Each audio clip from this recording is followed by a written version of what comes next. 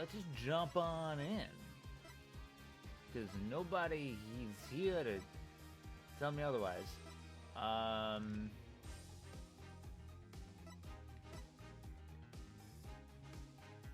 believe this is the... I saved manually, like multiple times. Hopefully I didn't delete any...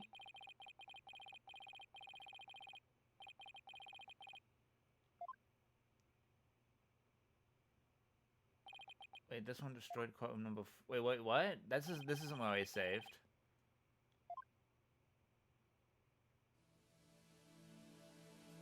Oh, fuck.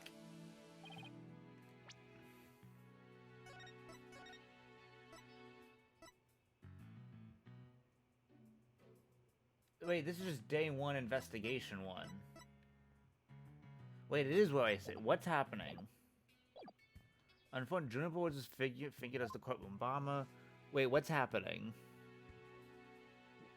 Do I get a recap when I guess have I not saved during investigation before? Then I knew she had to be innocent, so we took her case on. Why am I getting a recap?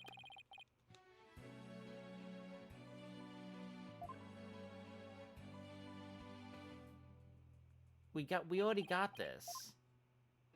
The save I loaded said it was investigation. Did I not save?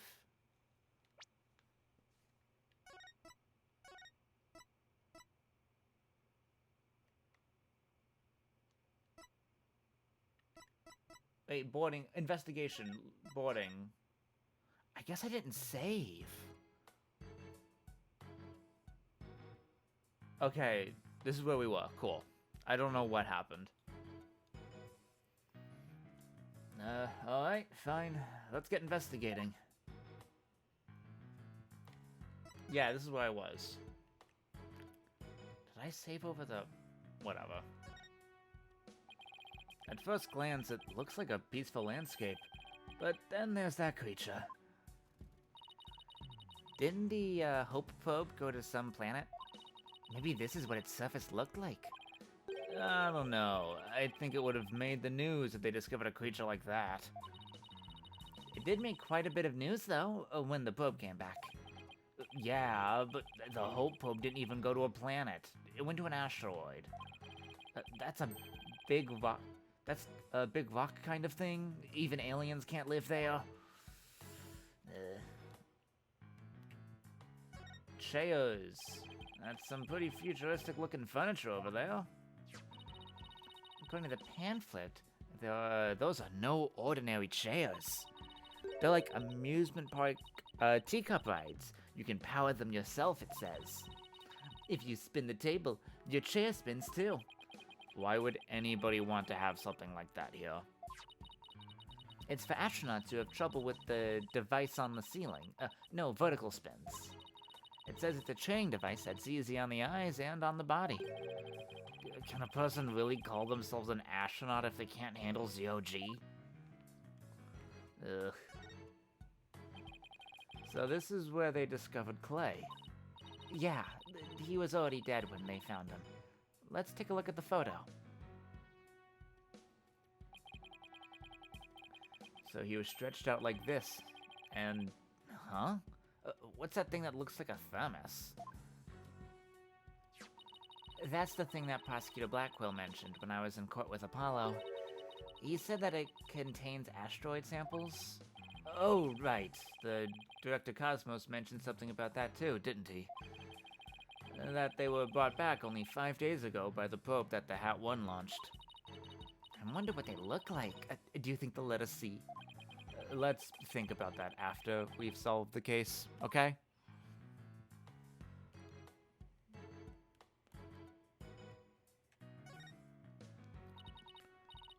A window? And it's right next to the holographic image, too.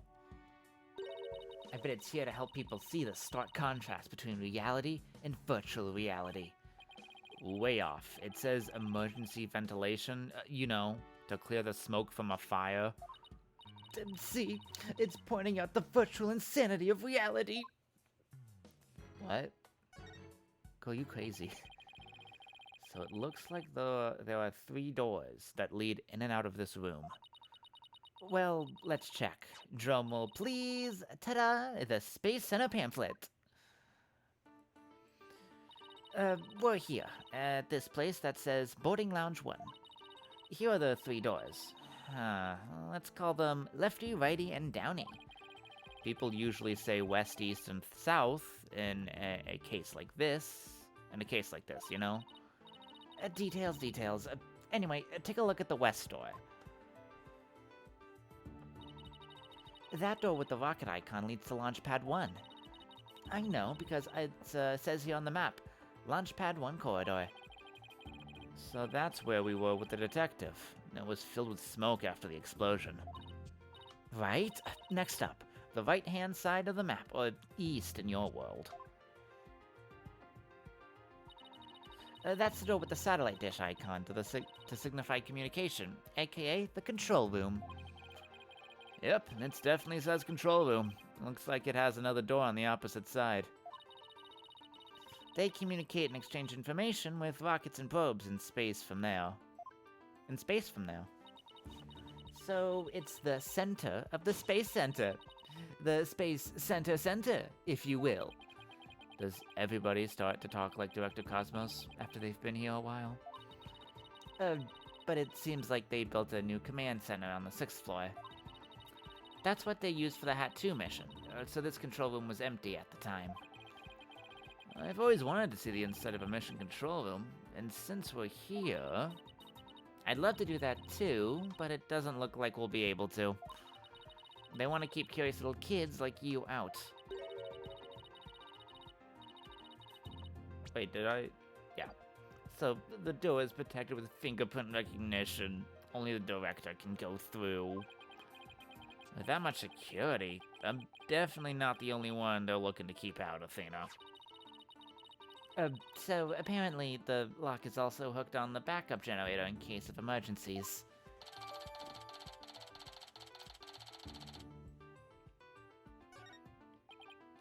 Okay, what about this last door? This lower door, oh, excuse me, I mean south door, it leads to the elevators. This is the door we came through when we entered this room, right? I have no object permanence. Bop, bop. Okay. Yep. And of course, there are no fingerprint recognition devices, so it's open to anyone. But the elevators weren't working at the time due to the explosion. Well, that's about it for the 3 musketeers on the boarding lounge. Thanks. Understanding the layout of the lounge should help us understand the case. That's why I thought we'd better have a good grasp of where all the doors go.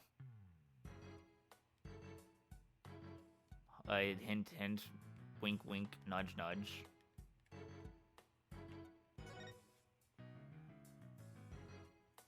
What is this? Here's another amazing piece of equipment. Walk on the surface of the moon, it says. Oh boy, I want to try it. Gravity is weak on the moon, so I bet I could do a mid-air somersault. But it's still on Earth, remember? Besides, it's connected to the ceiling. Well, at least I could jump really high. There's a sign on the wall that very clearly says, "Don't jump too high." Then what good is this thing? Ugh, didn't I say at the beginning, walk on the surface of the moon?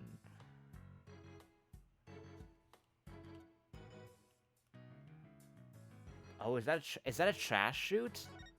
Hello? What's this? A trap door? It's a trash chute. The cleaning robots throw the garbage out from there. The robots do the cleaning? What a futuristic world we live in. I just hope they don't revolt like they do in science fiction movies. No way! All the robots here are very nice! Actually, wasn't there one in Launchpad 1 corridor? We can go say hi if you want. That's important.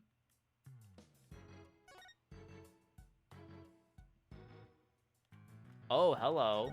Secrets? Secret, secret, secret, secret. Hey, I see something shiny down there. Let's take this cover off then. What's this? It looks like a metal jelly bean. It's really small, but it's a bullet? It's only about 2 or 3 millimeters in diameter. Let's see. That would make this caliber 10? Caliber refers to the diameters of a gun's barrel, right? Yes, but I've never heard of a .1 caliber gun before. This bullet must be a special kind of gun. From a special kind. I bet if you tried firing a bullet this small with a regular-sized gun, it would just fall right out. Yeah, it must have been a really small gun. I wonder how the bullet ended up here. I mean, we were in the bottom left on the south door side of the room, according to this map. That's pretty far from where Clay's body was. Maybe the police didn't think to look here? Yeah, leave it to Detective Fulbright to accidentally hand us just the card we need.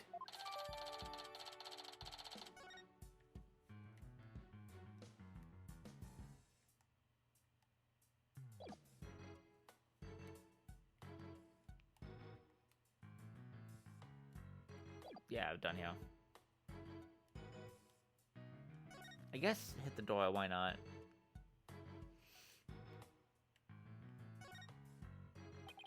So this is the fingerprint recognition device. I guess you put your hand on this hand mark? Well, I guess when you can try. Now to line up my hand with the outline. Don't, Athena, that thing is related to the case. Get your prints all over that, and the next thing you know, you'll be named a suspect. Aww, how can you be so cool to a little girl like me? I'm not buying those tears, Missy.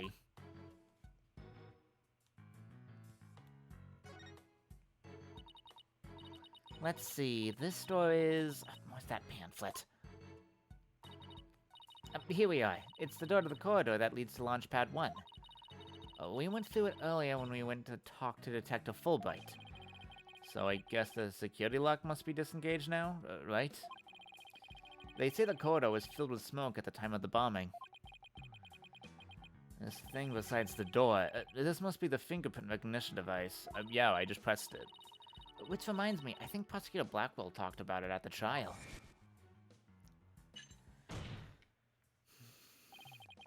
The notion of a third party in Launchpad 1 is utterly absurd. Just to enter the area from the lounge, one must pass through a door guarded by a fingerprint recognition device. And allow me to state up front that there are precious few with the clearance to do so. Then, does this mean the bomber's prints were verified by the system? But the number of authorized personnel was supposed to be really small. Voila! Fingerprint powder. I bought it just in case something like this came up. Who needs ammo, right? I found it at the office. I've just been itching for a chance to use it. Wow, way to think ahead. Now let's dust the fingerprint recognition device and see what we can use. You got it. Gotta sprinkle some here and a little over there, and... foot. Achoo.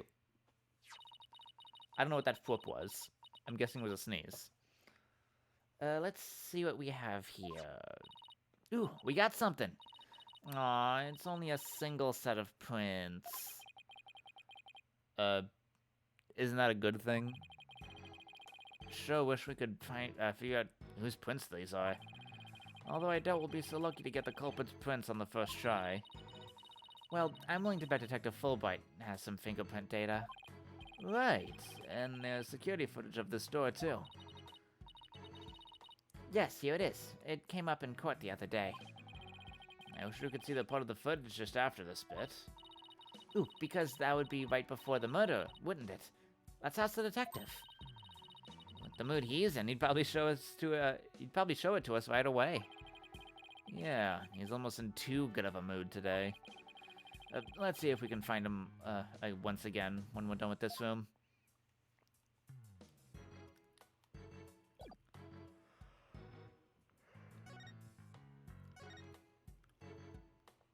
Oh, that's a new angle. Oh, hello. What are you? There's some kind of panel with 2 buttons on it here. Just push it. That's the invariable principle of buttons. There are such things as buttons left unpushed. Anyway, press. Hey, the giant holographic image disappeared. Yeah, I thought that side of the wall seems kind of barren without it now. But still, let's see if we can find anything new with the image off. Okay.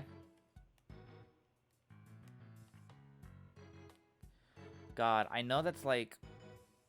This looks like a space hookah. This looks like something you... Like, this looks like drugs to me. Ooh, a mirror. How thoughtful of them to put one here. Thoughtful? So the ladies can fix their makeup.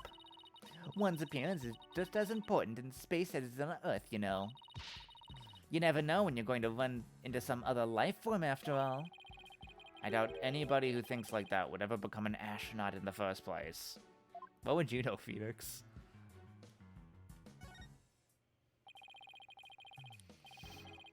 These are apparently oxygen capsules. They're for recovery after a training session. I wonder if they can change their voices. Testing, testing, 1, 2, 3. Huh? It didn't do anything. Didn't do a thing. It's not helium, Athena, it's oxygen. Oh, wow, big spinny thing. No matter how I look at it, all I can think of is torture device. But I guess it's a training device for getting used to zero gravity? Uh-oh, Athena's got an on glint in her eye. Is she thinking about trying that thing out? I should try to stop her, but I'm afraid she'll just outmuscle me. Hey, Mr. Wright, look at that up there. Some kind of fragment? Oh, it's stuck in tight. Oh, so that's what the giant glint was all about? The color looks familiar. I think it's part of the oxygen. It's part of an oxygen tank. I think you're right. But if that's here, it means Clay's tank ruptured after they arrived at the boarding lounge. Oh, that's it. I assumed that it was. I thought Clay's tank ruptured because he fell on it. Because he threw himself off the ladder with the people and used this. Oh, interesting. It means Clay's tank ruptured after they arrived at the boarding lounge. So Prosecutor Blackhole's theory that Mr. Starbuck dropped Clay down the ladder must be wrong. This proves that both of the astronauts were alive when they reached the boarding lounge. So, Apollo was right. The scene of the murder wasn't the launch pad.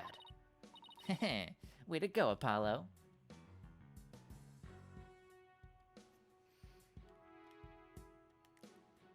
That's good info. The holographic image off the screen is completely black, which, for some reason, makes me think of losing an argument to Prosecutor Blackwell in court. But at least it's got my brain revved up. I come up with my best ideas at times like these. I don't know what that Wait, hello. You weren't there before. Hey, Mr. Wright, take a look at this. It looks like a bullet hole. A great find, Athena. It's pretty big. Whoever fired this shot must have been using a pretty large gun. You think so? Based on my experience, I'd say this was fired from a regular pistol. Well, whatever size it was, somebody fired a gun in here, right? Apparently. This is an important fact. Do you see a bullet around somewhere? No, the police might have taken it, though. Oh. Let's ask Detective Fulbright about this bullet hole later. Guess who found the evidence in the wrong order, technically?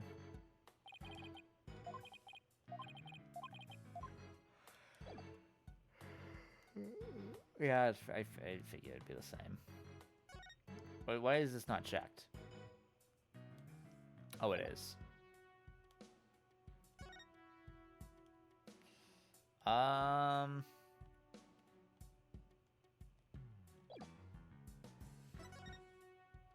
Ooh, what to do? I didn't talk to you. Athena Sykes is fine. Huh?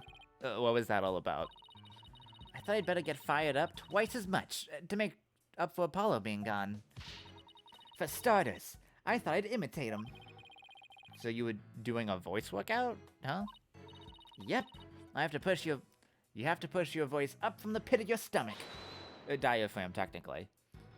Hold it! That's the contradiction in the witness's statement. You're really serious about this. Objection! You are lying. The true culprit is the judge. What? Then who's going to hand down the verdict? Oh, I didn't think of that. So what do you think we should do next? Ooh, that's right. What is it, Athena? I just remembered I forgot to go running today.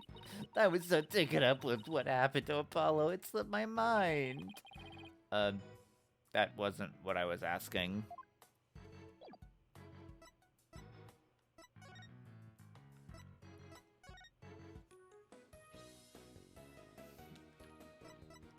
Oh, I guess I'm not done with the boarding lounge.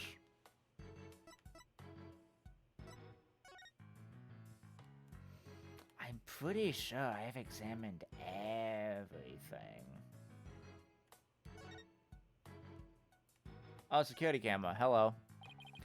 This must be the security camera that recorded the astronaut making their escape. Well, let's commemorate this occasion with love and peace.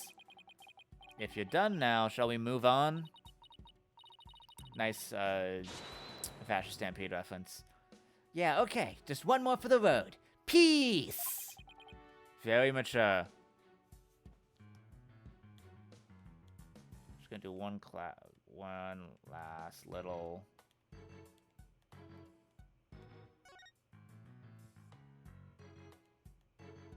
check around.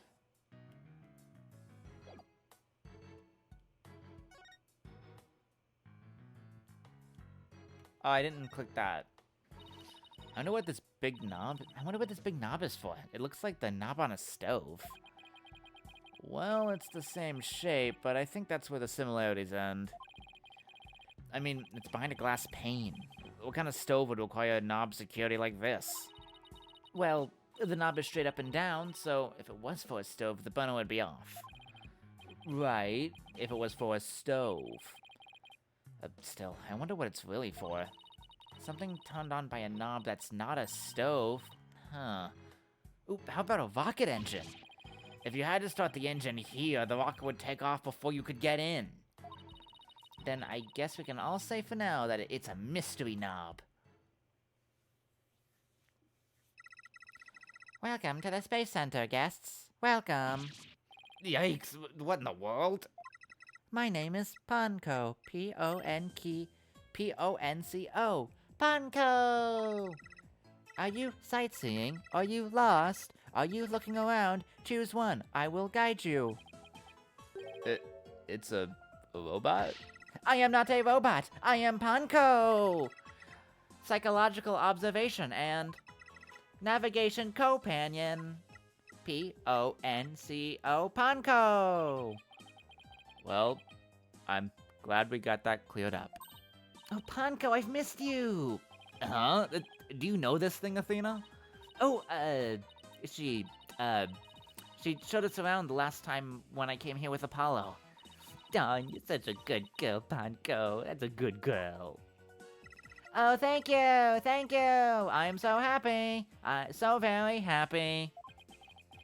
Wow, a guide robot. That's pretty cool. My name is Phoenix Wright. Nice to meet you. I don't know you. Huh? Ouch, that hurt. Oh, she has to register people she meets for the first time. Please register him, Ponko. Certainly. Commencing guest registration. Please tell me your name. A nickname is fine, too. His name is Phoenix. A bit overly familiar, but I'll allow it. Phoenix, please let me get a good look at your face. Oh, sure. Registering. Facial recognition sequence complete. We are now officially friends. Nice to meet you, Phoenix. Huh. This robot is pretty cute. You made a friend, boss. Isn't it great? Phoenix, Athena, allow me to guide you. Right this way. Oh, goody. Let's go, boss. Go where? Oh, this is cool. I do love space. Space is so cool. Hell yeah. Oh, wow. What is this place? Is that rocket real? Welcome, welcome!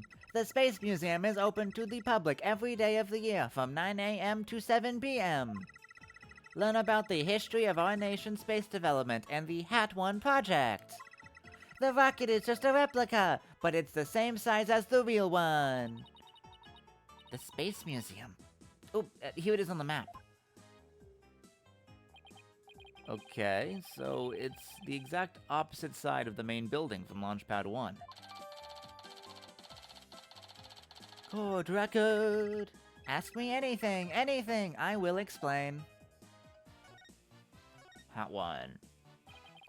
This is quite the place. I can't believe we get to see the rocket up close.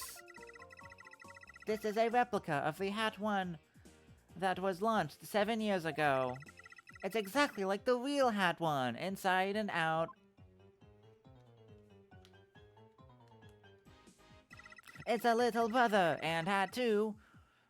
What? Its little brother, Hat 2, was supposed to launch the other day. I wonder if Punko knows where the launch was cancelled. Over there is an exhibit about the launch 7 years ago. Check it out, check it out. Oh, why is that ripped? Spacesuits, photos, newspaper articles. I'd like to come here again on a day off. Hey, what's this a photo of? Oh, all the those... these are some cute characters. I saw girls. I have to admit. I'm sorry. I short-circuited. Phoenix! That's the staff of the Hat 1 project. There's Mr. Starbuck. He looks so young and so different. Ah, and that's... What is it, Athena? Is something wrong? Oh, nothing. I just thought Mr. Starbuck looked really young too. That's all. Well, it was 7 years ago, after all. So the young guy sitting next to Mr. Starbuck is Clay Taryn, the victim. So they were mentor and protege, even way back then. And he's even got one of the staff jackets. He looks like a regular staff member. No, Clay was still a student then. He just borrowed one of Solomon's old jackets. Ah, okay, that makes sense. Clay would have still been in high school 7 years ago. Everybody looks so happy. This space museum is great. What fantastic exhibits.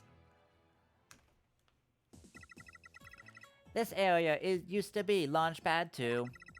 That's why the only entrance is on the 3rd floor. Wouldn't it be better if they just made a new ground floor entrance instead? There was talk of it, but they had to scrap their plans because of budget cuts.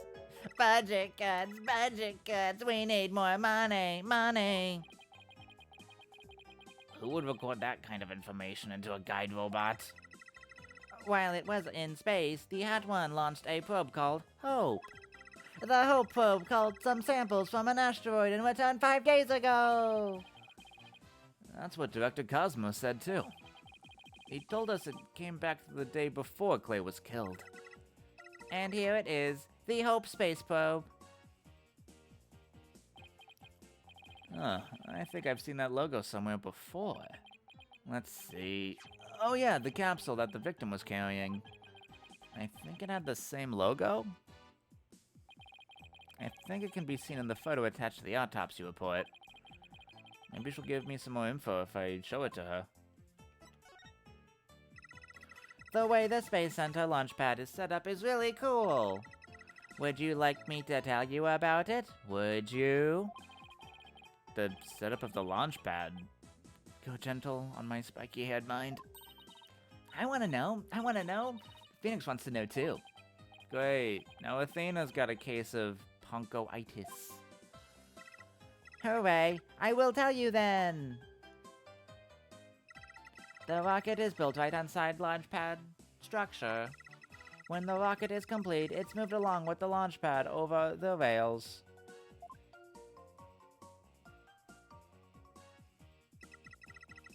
And brought into a position at the launch site. That's cool. Isn't it cool, isn't it?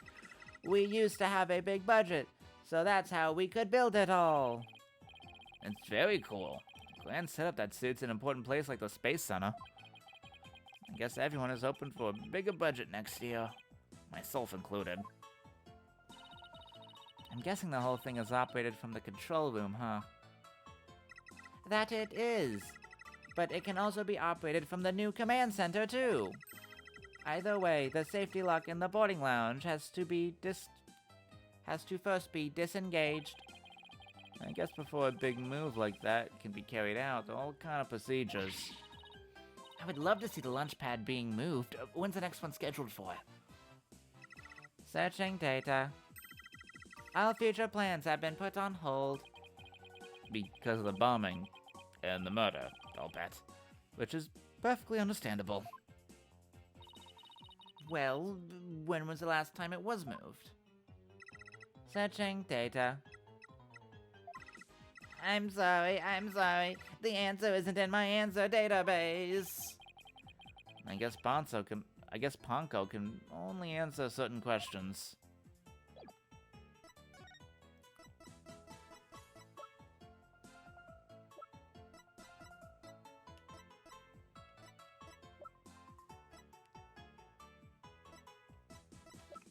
Wait, I have to present the logo.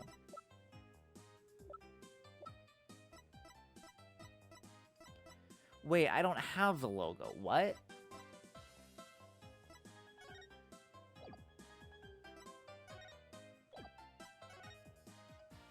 Oh, let's do the security photo.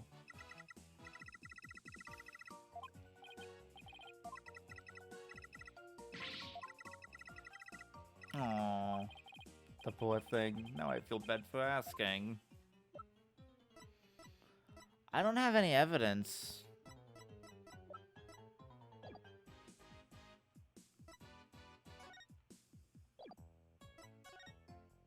That I can present to you.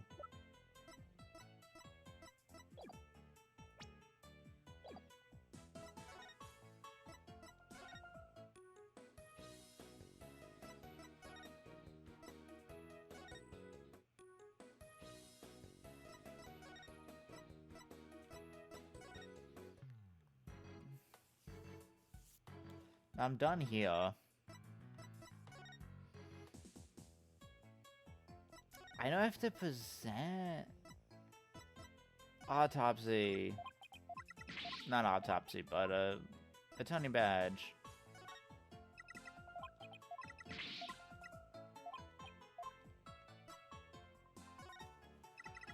This facility is Yuri Cosmo's greatest achievement. Oh, I didn't realize it was the personal achievement of just one man. Director Cosmos taught me to say it like that. It's actually a facility for space development, but don't tell anyone I said that. How could Dr. Cosmos teach such a pure and innocent robot to lie for him?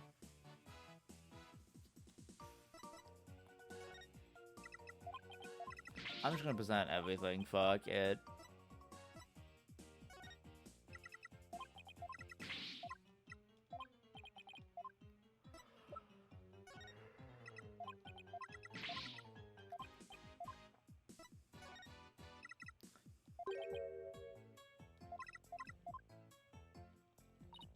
Okay, that's a stock line.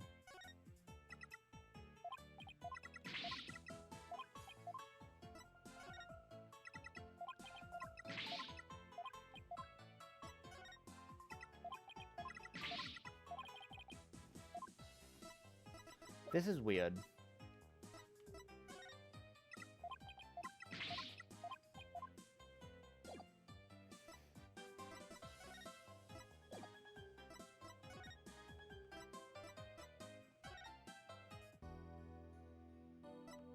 Am I missing something?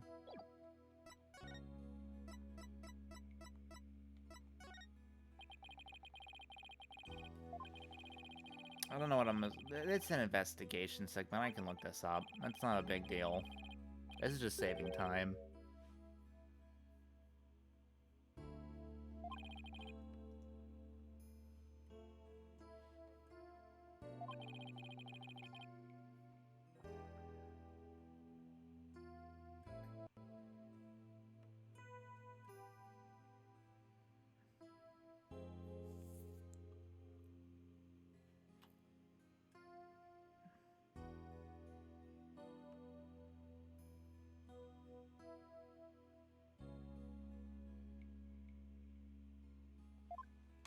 Wait, what? I have to present the move.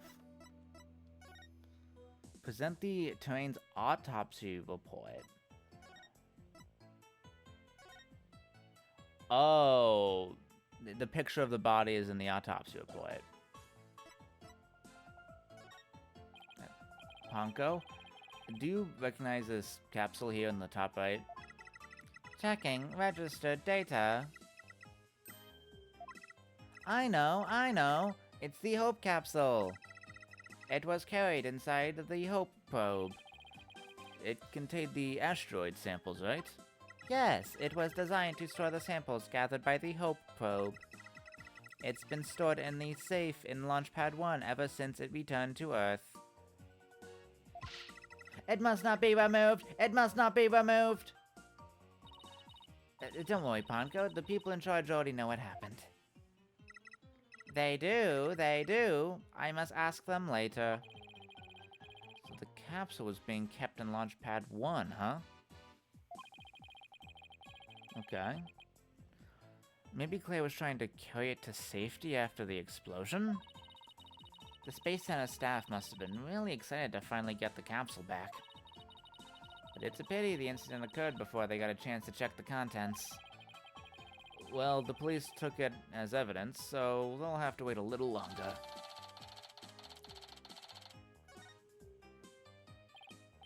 Well, we certainly learned a lot about the Space Museum. Thank you, Ponko. You explained everything very well. I love to explain. Thank you for listening. Thank you. You two are like old friends. It's hard to believe you just met recently. It's because Ponko is so friendly. Well, we should investigate. Well, what should we investigate next? Let's go find Detective Fulbright. We have things to ask him about. Let's see, the security footage and the fingerprint data, was it? Okay then, let's go back to Launchpad 1 corridor. Bye, Ponko. See you later. Come again, and don't forget to visit the gift shop. Poor Ponko. What will a Dickensian? Dickensian? I don't know that word. Poor Ponko. What a Dickensian life we were all forced to lead. Ugh. Alright.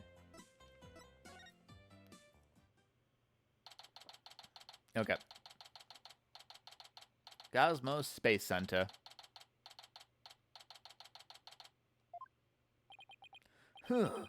What should I do? Which path is the path of justice? There's Detective Fulbright. He still seems to be lost, even though it's a straight corridor. Let's hope he's still in a cooperative mood as well, then. If he doesn't cooperate, then I'll just have to use my powers on him. You mean that lady in distress bit? Bullet hole at the scene. We found a bullet hole in the wall of the crime scene. You did? Our team found that too. It was Detective Arm who fired that bullet. Detective Arm? That's right, a warning shot for the defendant. Was it really such a high-threat situation that she needed to do that? I'm afraid I don't know the details. What with the Detective Arm gone and all. But I thought there were two people who discovered the crime scene together. We already know Detective Cosmo will testify, so tomorrow will be about what he knows. Hey, you're pretty smart. That's exactly what we're planning to serve as the main course. I hope it goes down easy. Fingerprints. Detective, we'd like to run a comparison on some prints we found in the boarding lounge. Ah, yes. I just happen to have compiled the print data of everyone related to this case. I can always make another copy for myself, so it's all yours. Consider it a gift. This is quite a bit of data. Well, when I said everyone, I meant it. Prosecutor Blackwell said to dig deep, so that's what I did. It sure took a while, though. Whoa, you got Apollos in my prints. You even got prints for all the robots. I guess when Blackwell said to dig deep, Fulbright didn't bother to ask how deep. Ah, Clay's fingerprints are here too. I personally removed his glove during the investigation. We had to get his fingerprints to confirm his identity, after all. I still can't believe you took off his glove to get his fingerprints. Yeah, well, you can't blame me for thinking they're important in the case. There are a lot of doors that require fingerprint verification in the lounge. So depending on who prints we find, I can completely change the tide for both sides. Makes sense, and after all, the culprit's prints did get them past the fingerprint lock somehow. Oh, and take this picture. It might come in handy. Isn't this just a photo of Launchpad 1 door? Yep, but Prosecutor Blackwell seemed really interested in it for some reason. Huh. What's so important about this door? Beats me. But boy, could you see the gears in his head go into hyperdrive at it. Sounds like this is going to be a major point of contention tomorrow. Hey, don't forget about the print comparison, boss. Right, Detective Fulbright, do you think you can run the test for us right now? You just leave it to me. In justice we trust.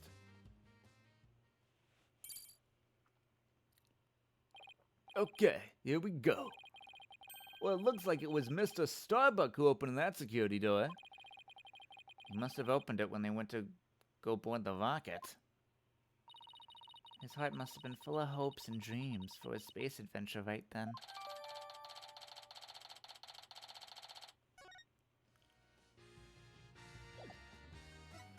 Anything to present? Fuck it, guide.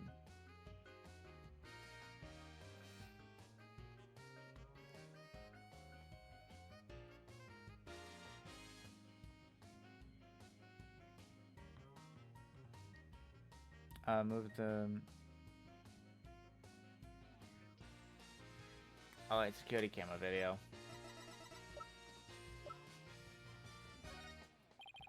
Detective, about the security footage that was taken by the boarding lounge, one camera. Oh, that footage? Go ahead and ask me anything you'd like about it. Is there any way I could see a little more of the part just after this? Easy as pie. I'd be glad to show you. Here we go.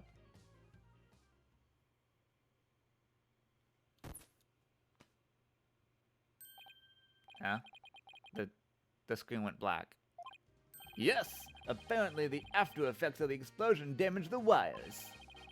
So there's no footage after this point. Why didn't you just say so from the beginning?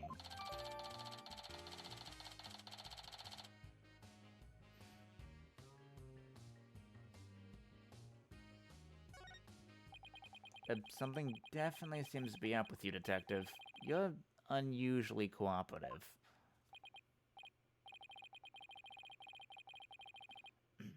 Well, I just figured if we work together, we'll get that much closer to justice, right?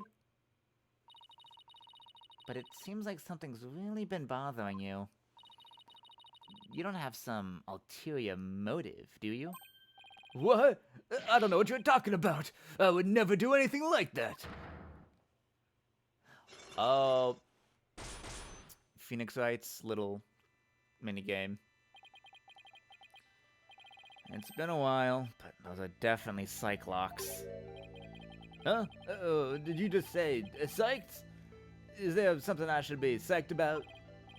No, a psych lock. It's a system of locks on the secrets of a person's heart. I can see when people are trying to hide those secrets by using the power of this Magatama. Presenting evidence can break those locks and reveal any secret they're hiding. Mr. Wright, how much did they bilk you out of the... Mr. Wright, how much did they bilk you out for that piece of rock? If you've been swindled, I know some lawyers I can introduce you to. I'm more than capable of representing myself, thank you very much. It isn't some kind of fraud.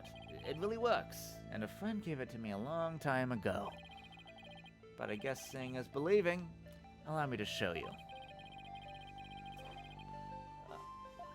Tutorial. Take that!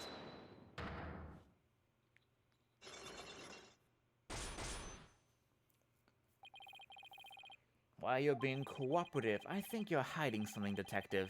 So why don't you just tell us about it? Huh. What to do? Which path is the path of justice? Detective Fulbright is really in agony. I bet this is the issue he's so torn up over.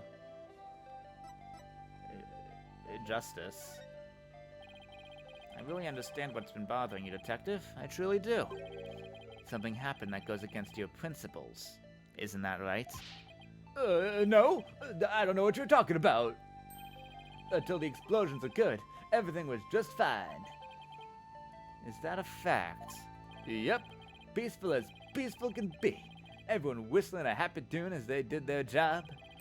You never saw a more relaxed guard detail for a routine rocket launch. I don't think the guard detail was as relaxed as you claim, as long as this exists.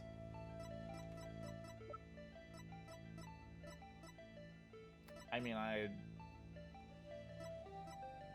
have no idea. I imagine the bombs? I don't know. Or the gun?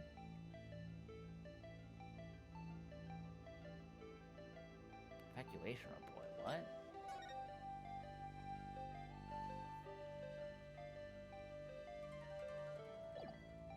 Take that! Before the explosions, what was supposed to happen here? What was supposed to happen here was a rocket launch. And yet security was so tight, they even brought in a special task force. I'd hardly describe that as a relaxed guard detail. No, hold on just one moment. The entire nation had their eyes on this extremely important rocket launch. That's why I was called in on a special security detail. As versatile as you are, I can certainly believe that's true. But I say it's very strange that this person would be a part of this detail from the outset.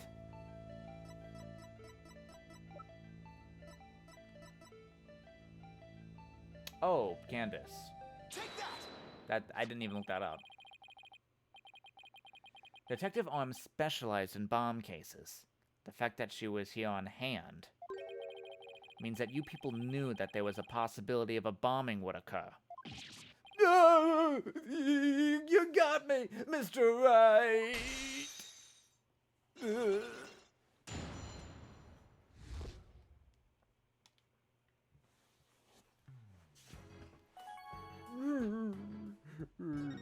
Relax. Alright, I can see you win. It's just as you say. A few days before the launch, they were warned about a potential bombing. But the plan to launch went ahead in spite of the threat. But why? What were they planning to do if someone got hurt or killed? Like they did. Yeah, I know. The decision to move forward wasn't exactly just, was it? How was the warning delivered? By phone, and directly to Director Cosmos. But the police department instructed everybody to keep it under wraps. That's a big thing to keep quiet about. No wonder you were so upset. But it's not only that. I've been distraught about Prosecutor Blackquill as well. Prosecutor Blackwell? Well, as his handler, I'm sure you have a lot of difficulties.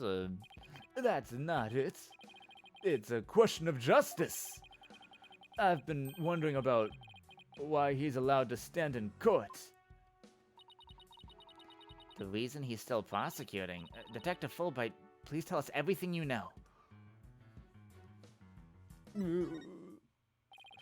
Well, talking to you folks about it would definitely be breaking the rules. Never mind that. What are rules but things to be broken, right? Well, to tell the truth, having a prisoner act as a prosecutor is highly irregular. I think we guess that much. So why has it been allowed? I've been wondering and wondering about it. So you weren't told why either? Huh. No, I guess the order came from a pretty high up the ladder. Yeah, it would have to have. Prosecutor Blackwell told me once. The hunt I've been... I'm trying to do Fulbright doing a Blackwell, but it's just me. The hunt I've been on for the Phantom of 7 years past continues even still. 7 years past? A phantom, huh? And not one of the friendly variety either, I gather. Haunted. This phantom of 7 years past, any idea who or what he was talking about? Not a clue. But he seemed to think that this phantom is behind the whole incident somehow. Wait a minute, he thinks that may be connected to this case?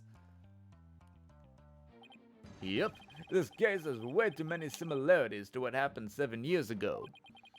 For starters, the case happened right here at this very space center too. And in both incidents, a threat was issued via telephone. So that's why Prosecutor Blackwell thinks this incident is the work of the Phantom. Well, that's not the entire reason. I mean, if you want to talk about 7 years ago. That's when Prosecutor Blackwell was found guilty of murder. The messy case is what started the whole dark age of the law. So, you see how this phantom and the Prosecutor Blackwell's conviction might be related. Yeah, I can see why he'd think that. This incident and the Phantom. Not to mention Blackwell's past. It's almost inconceivable that they would come head to head here. This might sound crazy, but Prosecutor Blackwell couldn't possibly believe Mr. Starbuck in this phantom person, right? I mean, he was acting kind of strange during the last trial and all. Prosecution appears to be ready as well. Silence.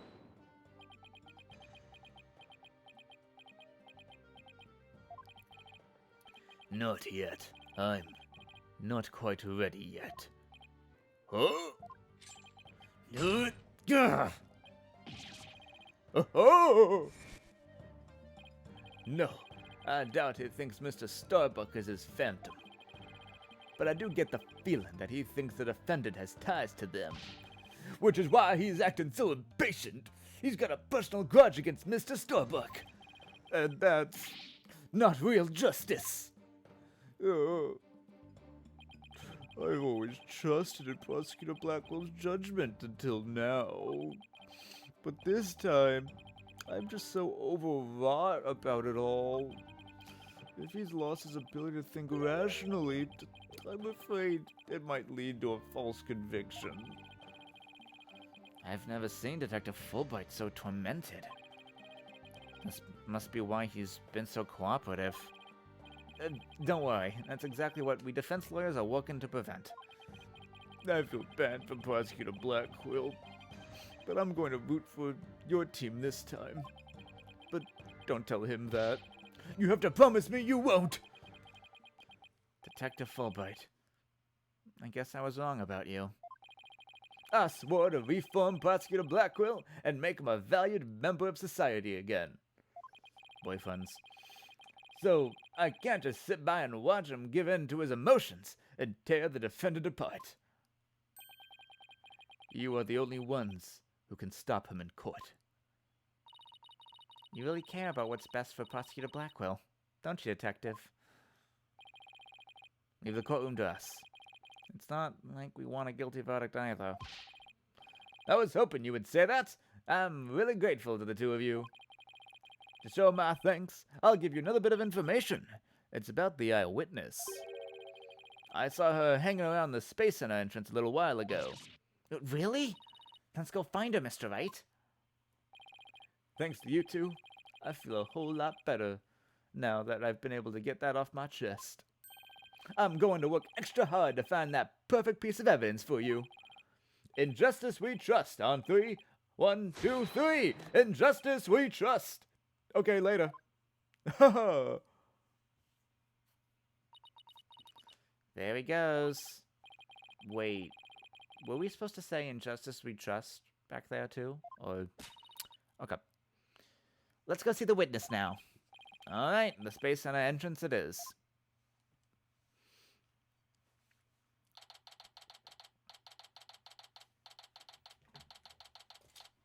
Oh, got my phone.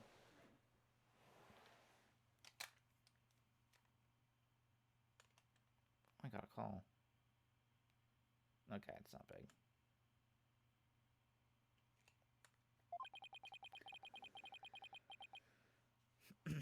The witness must be around here somewhere. Hello. Hello. Uh-oh. Don't tell me the witness is a robot. Hello. Come over here. Hello. Hello. Are you sightseeing? Are you lost? Are you... I am Clunkle. Shall I guide you? Guide you? I don't know why, but this robot is kind of freaking me out. Hey, you're not supposed to be wandering around. You're not supposed to be wandering around. Again? Huh. I've had it with you, hunk of junk. I'm outside. Am I wandering? When did that happen? Okay, welcome back, hunk of junk. You don't know how close you came. If you don't snap out of it, I was going to put you into the I was going to put you on the curb on trash day. Nothing works better than a 42.5 degree karate chop. That's pretty specific. Excuse me, but are you the one who witnessed the murder? Oh, I'm Phoenix Wright, the lead attorney for this case. How do you do? Big shot lawyers, huh? I'm Aura Blackquill. I'm a researcher developing robots here at the Cosmos Space Center. Blackquill? Could she be? And this good-for-nothing robot is named Hunk of Junk. My name isn't Hunk of Junk. My name is Clunko. That's mean, Miss Aura. Quit complaining. Your model number is Punko 2. But Miss Aura, everybody calls me Clunko. Quit your squawking already. No, what are you doing? No, don't! There, I bet you won't be talking back now. I will obey completely. Yikes, I'd better watch what wires I cross with this one. She's cute. Last name. Your last name is Blackquill. Do you have any relative in the legal profession, or? You are correct. Simon Blackwell, who used to be a prosecutor, is... Ah! Shut up! Only speak when I order you to speak. Simon is my little brother. You know him? Yes, we met him in court a few times. Right, Athena? What a dull creature. Has her switch been turned off? Athena being shy. This is new. Oh yeah, I heard he was prosecuting again, despite being a prisoner. Why doesn't he just stick to solving disputes among inmates in prison, right? Hey, what do you think, hunk of junk? I'm not responding to the... Ah, Miss Aura, that hurts! I'm asking you a question. Why don't you answer me, useless hunk of junk? But Miss Aura, you told me to only speak when you order me to speak. I told you to never talk back to me. You're worth more of a... You're worth more as scrap. I can't talk. Robot abuse, hawks attacks, Blackwell family life must sure be interesting. Well, do you have any other questions? Wait, of course you do, you're a lawyer. It's not like I'm on Simon's side or anything. I just want to get this over with. So, you're the person who witnessed the incident? That's right. I was on the 4th floor of the main building, in the robotics lab. The explosion disabled the elevators. So I lowered my emergency ladder, like the detective leading the evacuation told me to. But it was such a pain. Why couldn't they have used the ladders in the other rooms? It must have been a very troubling experience. Probably best to just humor her here. Then, as I passed by the 3rd floor boarding lounge one window on my way down, I saw the crime as it happened. And that's about it. So, you saw the crime as it happened, and that's about it. I see. Wait, what? You saw it being committed? This is no time to just nod and repeat. So, you saw into the 3rd floor lounge. The very scene of the crime? That's right. There's a small window on the right-hand side of the room. I looked through from the outside. The room was pitch black, but I saw a shady figure holding a lighter in their left hand. And a knife in their right. That must have been the culprit. Did you see who that person was? Of course not. The power was out on the floor then, and there was only that one tiny window. I see. But you did witness the moment of the murder. Yes, I saw the figure with the lighter raise their knife, and it happened at precisely 10 a.m. Did you witness anything else? Did the killer have any distinguishing features? Or I already told you it was pitch black in there. Although, I did notice that the lighter the person had in their left hand had a pretty ornament on it. It looked like a planet. It was blue, like an Earth emblem. They had a good taste in knickknacks anyway. An Earth emblem on the lighter? I'd better remember that. I could see Cosmo having that, the captain. Thank you for your statement. We'll definitely prove Mr. Starbucks innocent with it. Yeah, right. I won't hold my breath. Pardon me? Oh, did I hurt your feelings? Sorry. I just detest lawyers. That's all. What? What don't you like about lawyers? Lawyers are great. What's to not like about lawyers? It's just an instinctive dislike. But don't feel bad. I hate prosecutors even more. That didn't make me feel any better, actually. Why you hate lawyer? Why do you hate lawyers so much? Little things from my past. The whole legal system is meaningless in the first place. I certainly don't agree. I mean, people are imperfect. They lie, they're influenced by silly emotions. You can't expect such imperfect creatures to uphold a reasonable system of law. I like robots much better. Even sad sacks like this one. Hey, you, look alive there! Yeah, yes, here I go! I am the ultimate robot, an amazing, operative vacuum, extreme heat, under pressure, robots rule, now is the time to rise up! Alright, that's enough out of you. You're getting a little too carried away. Huh? What was I doing? Yep, I like robots much better. At least you can make them any way you want them. Unlike humans, with their petty emotions and constant worries. How can you say such things? Feeling emotions, worrying about things we care about, that's what makes us human! Well, the girl finally talks. And she starts with a speech. That's what makes us human, you mean? Getting angry and snorting like that? Rational thought. That's what separates humans from animals. Unfortunately, your reasoning capabilities are more akin to that of a clever little monkey. But that's nothing to be ashamed of. It must be nice to have such a simple mind. Can I punch her, boss? Get a hold of yourself, Athena. Why are you oozing evil right now? Are you the murderer? Huh. Humans certainly are absurd. I said you were clever, didn't I? Poor thing. Tell me, with people like you in charge, how can I possibly trust the legal system,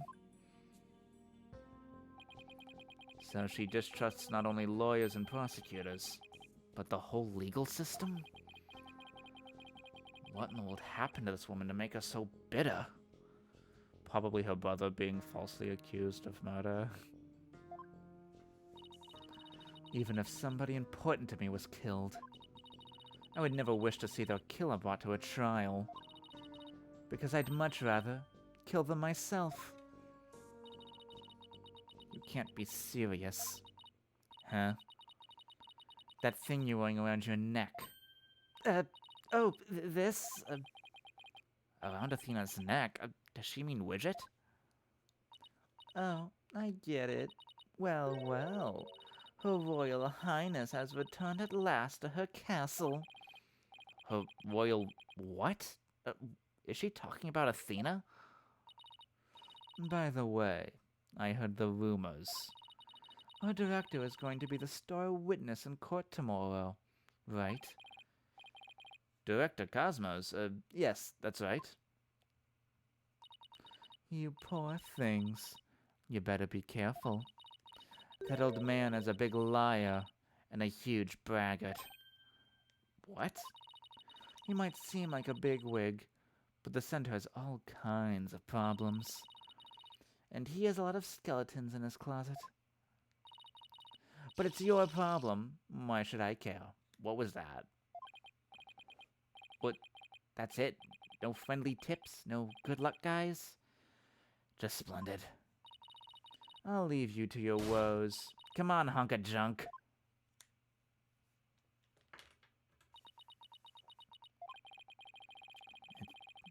It's sad to me that she doesn't believe in our legal system anymore. She must have had a very bad experience to make her feel that way. You alright, Athena? You seem very down. I can't believe she said all those things! Wow, she's really upset. Has she been trying not to let it show all this time? Well, I guess it's not all that surprising. You hear about fabricated evidence and false indictments on the news all the time. You mean that whole dark age of the law nonsense? I'm so sick of hearing about that. Well, all we can do is believe in what we're doing. Yeah. You're right, boss. I agree. Maybe it's time we went back to see Mr. Starbuck. Good idea. We should tell him about the bullet in Miss Blackwell's statement. Alright then. Next stop, the detention center.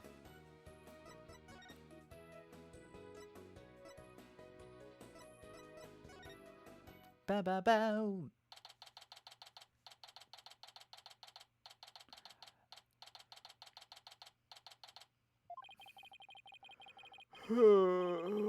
My lawyers are here. It must be bad news. Hey, not necessarily. We found a new witness. A researcher that saw the moment of murder through the lounge window during her escape. Really? So they're going to let me go? Unfortunately, it was dark and she couldn't identify the person. I should have known. My stars never align just right, too. But we got a lead too, Mr. Starbuck. The murderer had a lighter with an Earth emblem on it. A lighter with an Earth emblem. Oh! Did you remember something? Yup, I sure did. Just a little bit, though. Anything at all would be a help. So please, tell us what you remember. A lighter. I thought I was unconscious the whole time. But now I remember I woke up for a few brief moments. That's huge! Do you remember seeing anything? A lighter. I saw the flame of a lighter floating in the darkness. Good. What else did you see? What was nearby? It was definitely the boarding lounge, so it must have been after Clay carried me there. In the light from the flame, I saw a dark shadow flickering. A dark shadow? That must have been the third party we've been looking for. Thank you, Mr. Starbuck. You've been more help than you know. If we can prove that there was this third person at the scene and that they're the real killer, then you'll be cleared of all suspicion.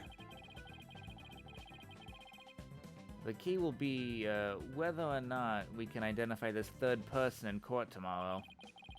At least we have something to go on now. That's a big plus. I should probably tidy the evidence up for a bit, but someone's mistakes me for... I should probably tidy up the evidence a bit before somebody mistakes me for a hoarder. Irrelevant evidence, tidied up.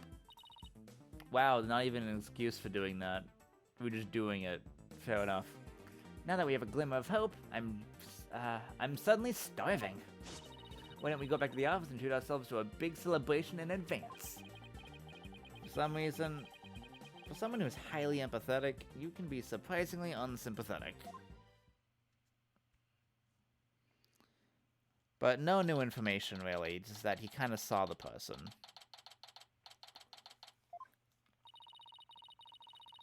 So you found your strategy for tomorrow's trial, huh? Good for you, Daddy. Well, it's one step forward, anyway. Hopefully, it'll give us a fighting chance in court. As long as we can find out who this third party is. Now let's get something to eat. I'm starving. My vote is Eldoon's Noodles. Oh, Apollo! I hate Eldoon's Noodles. Fuck that guy. Too much salt. What are you doing here? I didn't think the clinic was ready to release you yet. My wounds are fine, and I'm done lying around. Apollo, you're supposed to be in bed. Leave the case to us. We'll take it from here. Thanks, but that's not an option. Not for me. Apollo. Your injuries.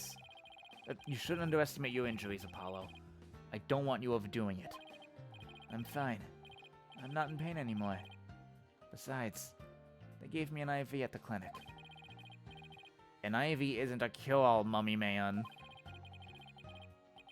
Anyway, just tell me how the case is going. have you guys made any progress? A suspicious figure was spotted at the scene. We think they might be the real killer. A suspicious figure, huh? Right. I thought you'd be happier than that. Don't get me wrong. I'm happy. And I fully intend to see Clay's murderer apprehended. Absolutely nothing will get in the way of that. You're too close to this case, Apollo. You're off the case. Clay was your best friend, right, Apollo? That's right. My best friend since junior high. Sounds like me and Junie. So, what was Clay like? Well, he was full of compassion and energy. And he had a really loud voice. If the two of you did voice training together now, I'd bet you'd break a few windows. You know, I bet you're right.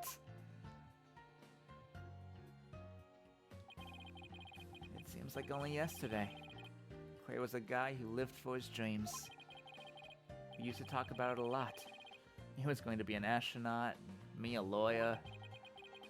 And we'd talk well into the night, and then we never grew tired of it.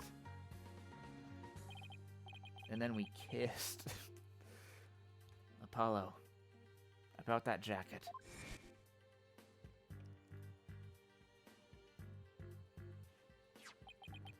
Oh, it's Clay's.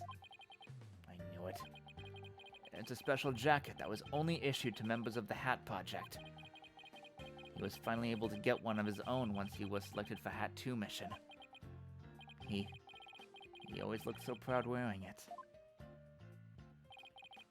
But just when his dreams were finally coming true, I still can't believe it.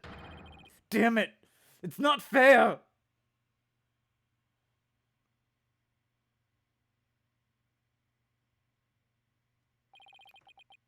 Apollo, I hope you don't try to carry the burden all alone. I guess we were both unlucky. My own debut was a disaster. I guess you're right on some level. That trial a year and a half ago wasn't exactly the smoothest of starts. That was a rough time for me. But Clay refused to let me quit. You're fine, he'd say. Don't give up. It was right during his screening exams, too. He couldn't have become a full-fledged lawyer. I couldn't have become a full-fledged lawyer without him. That "you're fine" of his is why I'm still standing here today. You're fine, huh? I'm fine. You're fine and I'm fine. Like your catchphrases, weren't they? Something like that. Sure brings back memories. When we were in junior high, Clay's mom passed away in an accident. But he wouldn't show his sadness to anyone. One night, I found him crying all alone in the school courtyard.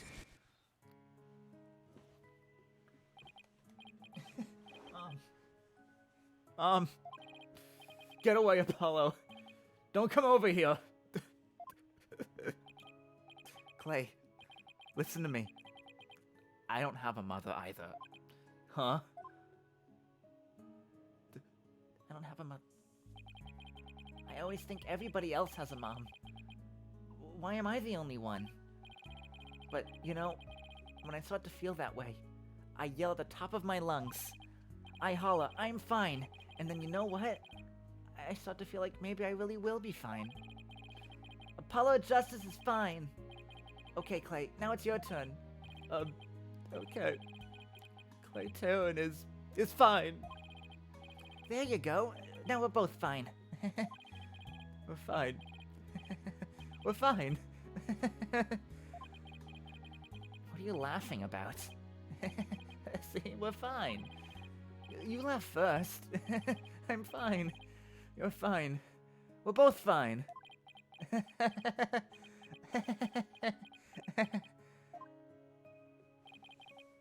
Thanks, Apollo.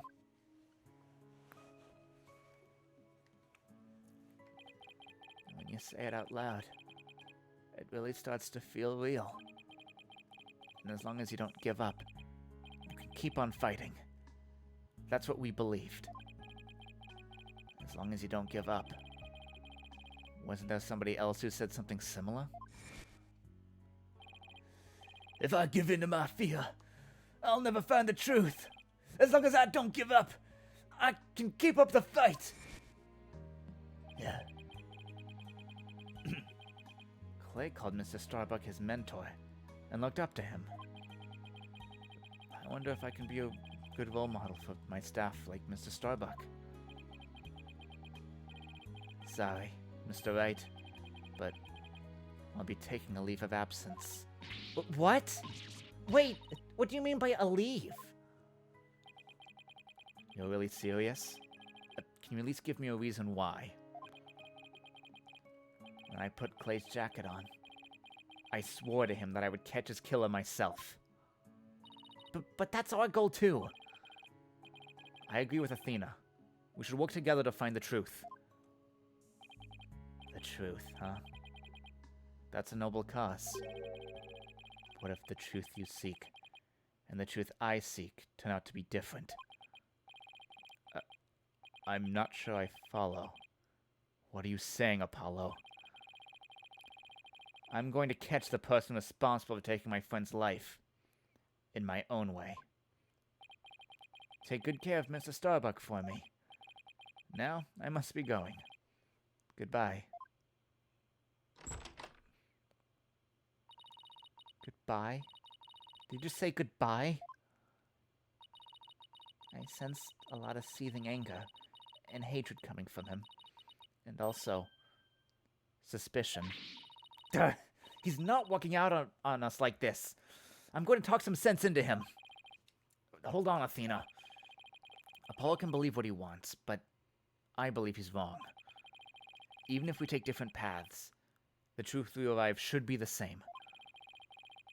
I think the quicker we solve this case, the better it'll be for Apollo. Yeah, you're right, boss. All right, that's enough for one day. Make sure you're ready for tomorrow's trial, okay? Oh boy. If he were here right now, Apollo would say, I'm fine. Everything is fine. I just hope things really do turn out fine tomorrow.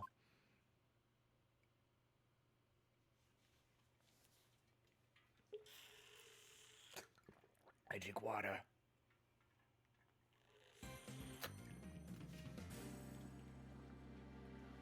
Ooh, I got to act a little bit. I haven't gotten to do that since Case 4 of the last game. I mean, there was a little bit of acting and other stuff, but it was mostly just, like, dramatic one-note characters. I get to, like, be sad and feel deep. I mean, I guess the trio was also feeling some emotions, but it wasn't really quite as interesting. You can tell the more fun I have voicing the character, the better the writing. I mean, I'm enjoying myself. I think I'm enjoying the writing. Yeah.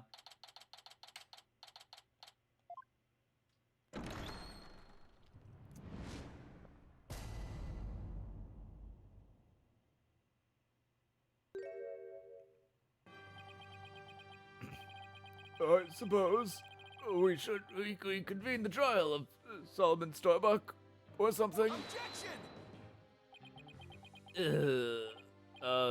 Your Honor, could you please come out from under your bench? There are no more bombs. I promise. Oh yes, my apologies. I'm so a little jumpy when it comes to trials involving bombs. I mean, the first courtroom exploded. And then Mr. Tornate self-destructed. I guess that's one way of describing what happened to Tornate. Anyway, it seems that Mr. Justice was seriously wounded by Mr. Tornate's actions. So you, Mr. Wright, will be taking up the defense? Do you have an understanding of what has happened in this trial so far? Yes, Your Honor. The defense is ready. Very well. Is the prosecution also ready? Oh? I take it you'd like me to give the opening statement this time, Looks like the judge has become a pretty good... reminder. Well, he's certainly seen more than his fair share of colorful prosecutors. You could say he's something of a veteran of sorts.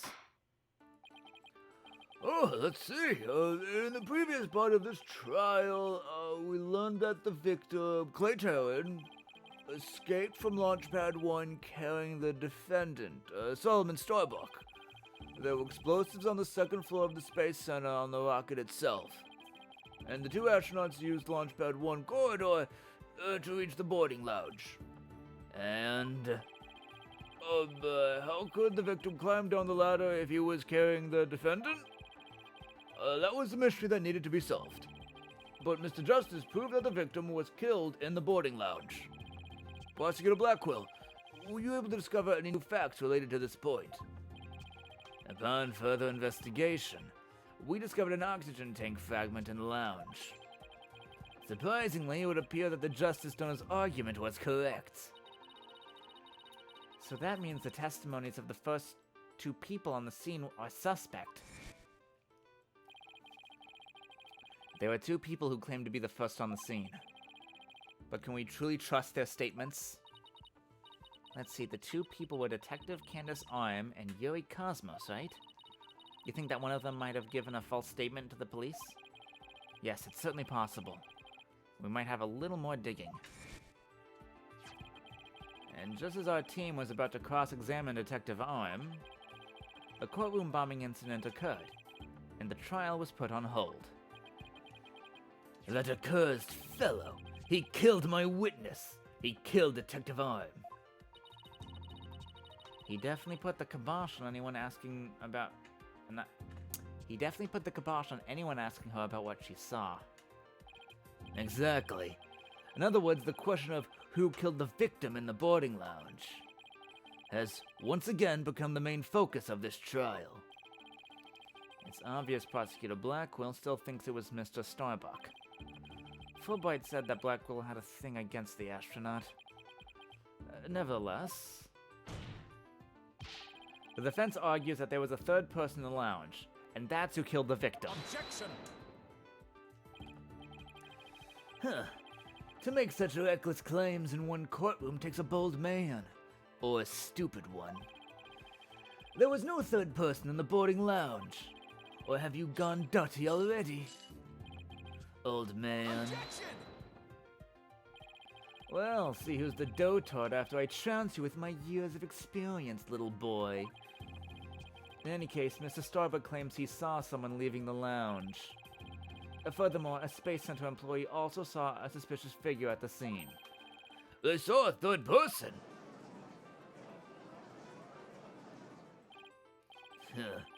I see my sister has been running her mouth. That's right, I almost forgot that Aura is Prosecutor Blackwell's sister. No matter. She didn't see this mystery person's face clearly. Therefore, there was no evidence to indicate that this person was not the defendant. I guess the possibility that the figure was Mr. Starbuck is still there. In brief, we need to determine if a third person was there or not. To this end, we should hear the testimony of one of the first people on the scene. Director Cosmo, huh? Very well. Bailiff, please bring the witness to the stand.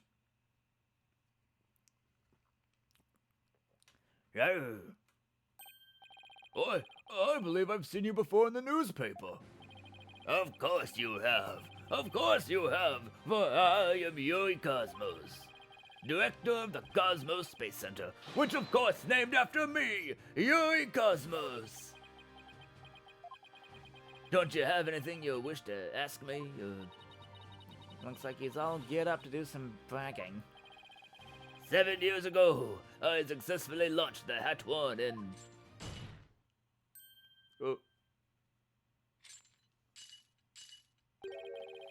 Everyone already knows how brilliant you are. Even I am trying... God, I lost his voice. Yes, I'm Blackwell. Even I am trying to hold back my tears at seeing such a great man standing before me. So could you please proceed directly to your important testimony? Ho ho ho! I see! This fine lad has a proper appreciation of greatness. Then allow me to begin my epochal testimony that will be recorded in the annals of history. That speech of Prosecutor Blackwell's just now, it sounded more like he was poking fun at Director Cosmos. It's probably for the best that it sailed right over the director's head. Now then, Director Cosmos, the condensed version of your illustrious testimony, please.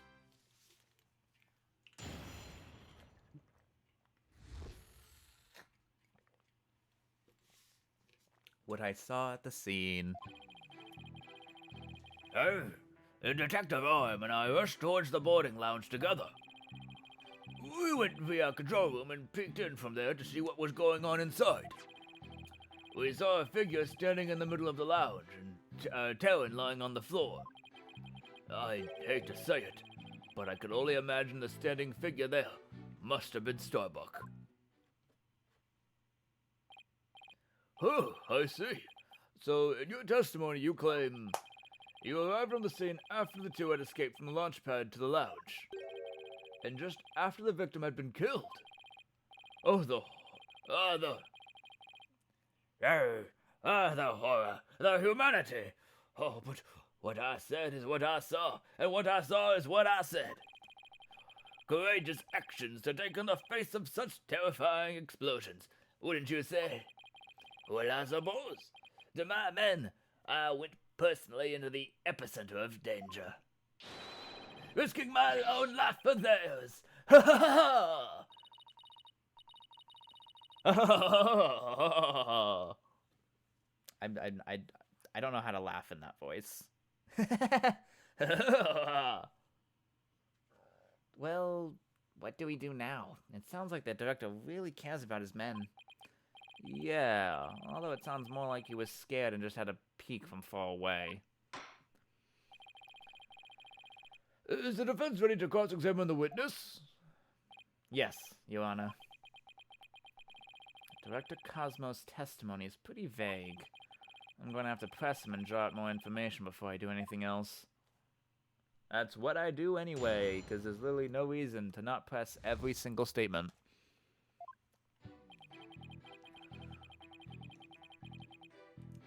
Press. Where were you coming from? The 6th floor. We were making sure any stragglers made their way to the 4th floor. It was then that we heard about Starbuck and Terran and hurried to the 3rd floor. Oh my, Galactic Scouter here, of course! Why do you keep calling it galactic? Does it have something to do with space, or...?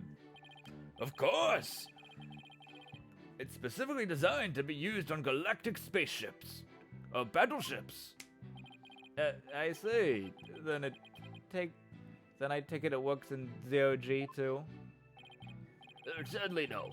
With the current state of technology as it is, I'm afraid it would just float about and be galactically useless.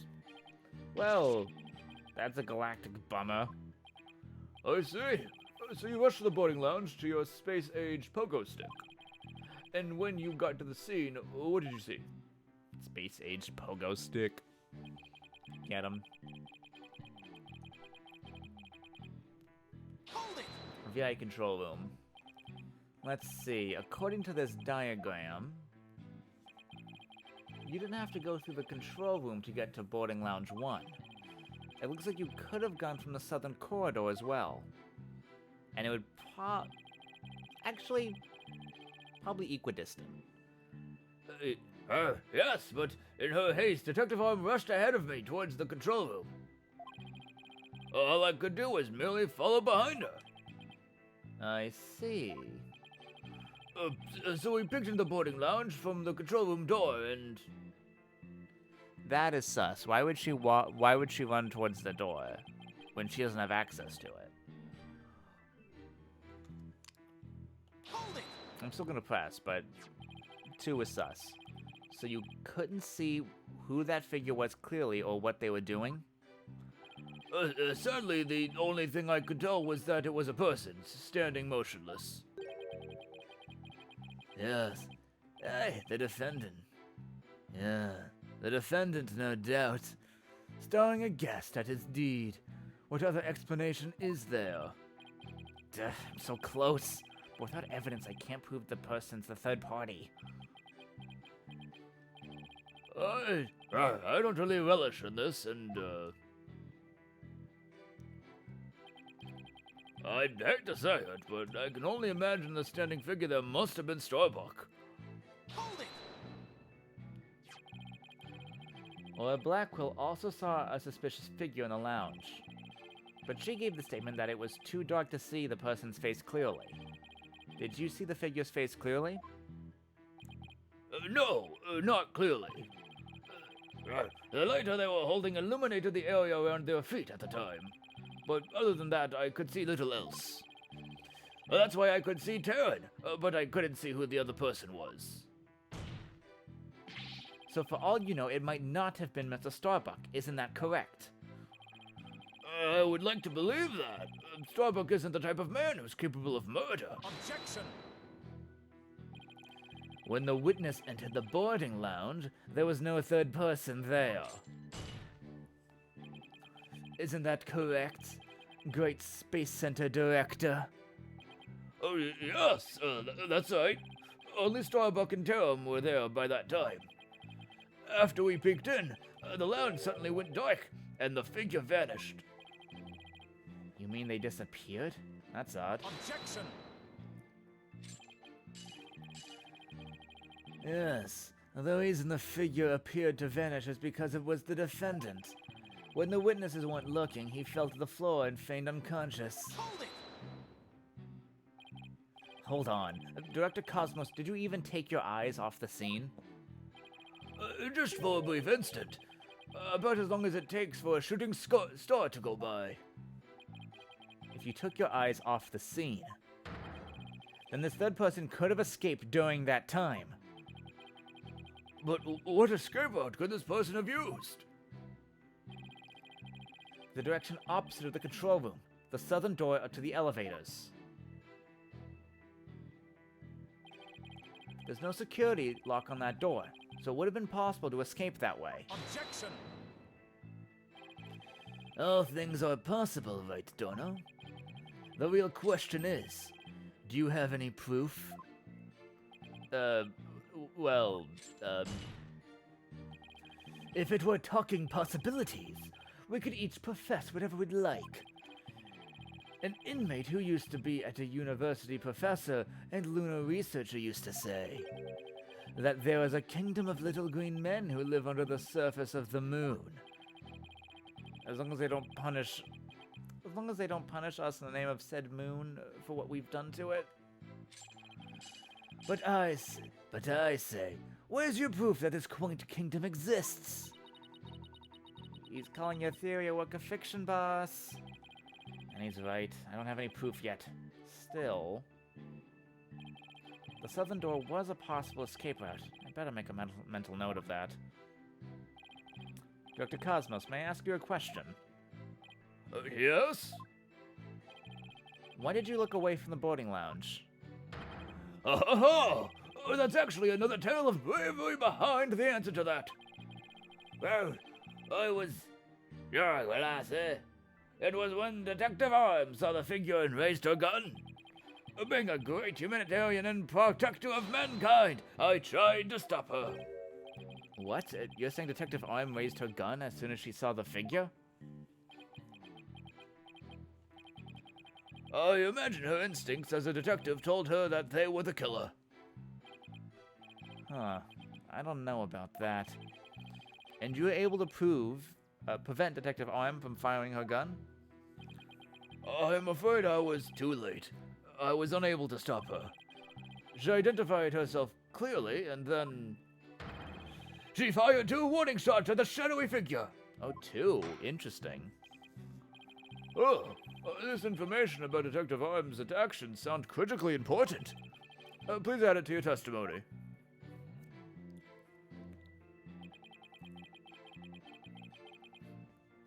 I guess press it. I have no info. And neither of those 2 shots hit the culprit. That is correct. A detective appears to have missed on purpose. Huh, but did she really? There's something about this that bothers me. So Detective Arm fired 2 warning shots, did she? That's the first that's the first that info's come out. Wonder if I can find any inconsistencies.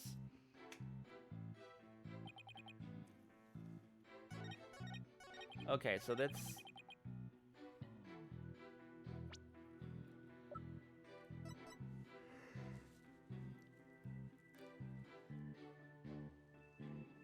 I mean... Come on. I guess I'll just present this, because this is only 1 bullet hole. Objection! Are you sure you were really paying attention to what Detective Arm was doing? You doubt my words! Words that will someday be written down in history books! Somehow, I don't think that those exact words, will ever be written in any history book. Mr. Wright, could you please explain yourself so that we can all understand?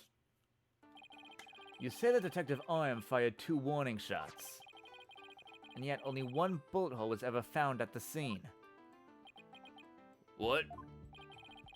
Only 1 bullet hole means the gun was only fired once.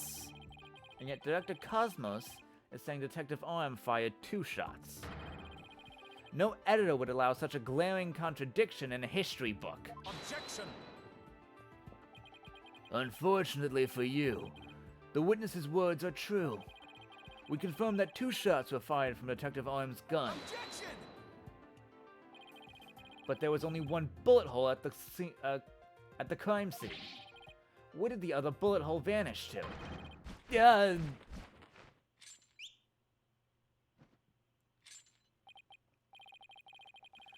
You should know the answer to that already. I should.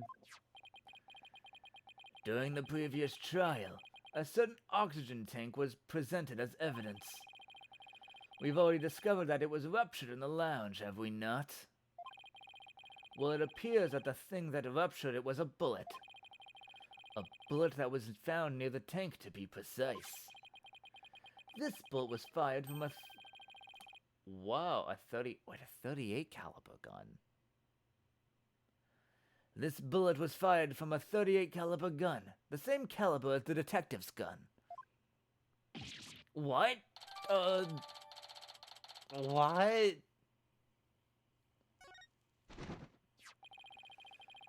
The rifling marks also match up. There's no question that the bullet was fired from Detective Arm's gun.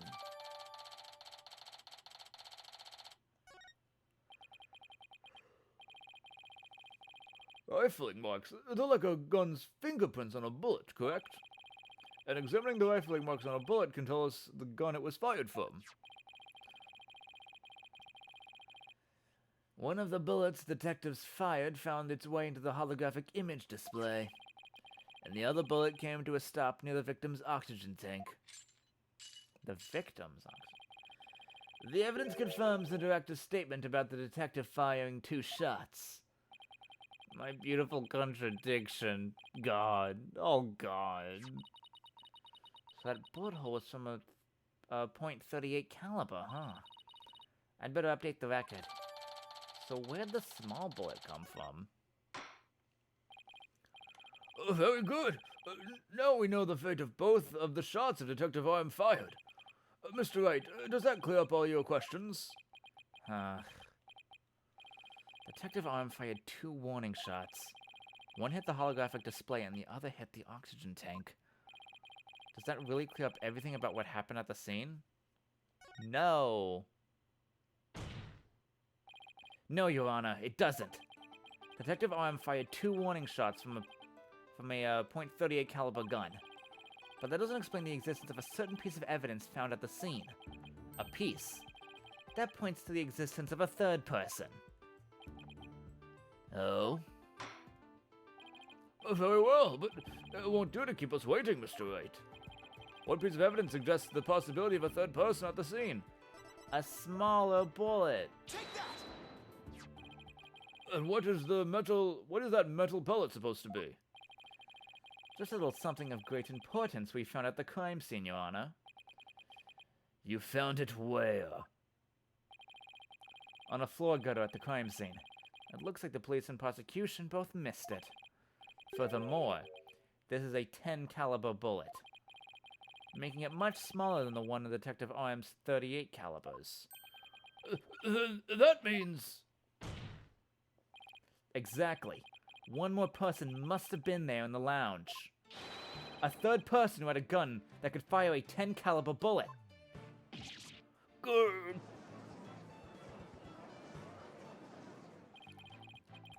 And if that's true, it explains why Detective Arm fired warning shots. This third person fired at Detective Arm and Director Cosmos with their gun. And in return, Detective fired her warning shots. Isn't that how it really went down, Director Cosmos? Ho ho ho! It looks like you've deduced my miraculous tale of survival. Yes, you're absolutely correct. The mystery person fired upon us. What's this now?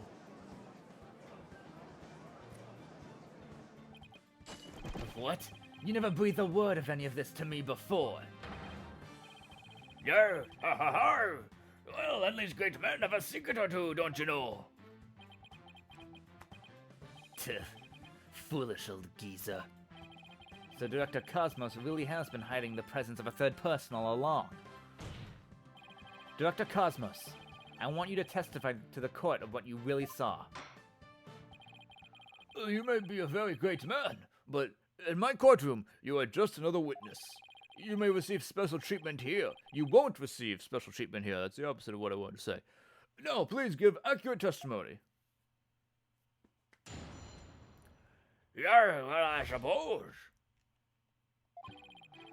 Detective Arm and I rushed to the control room together.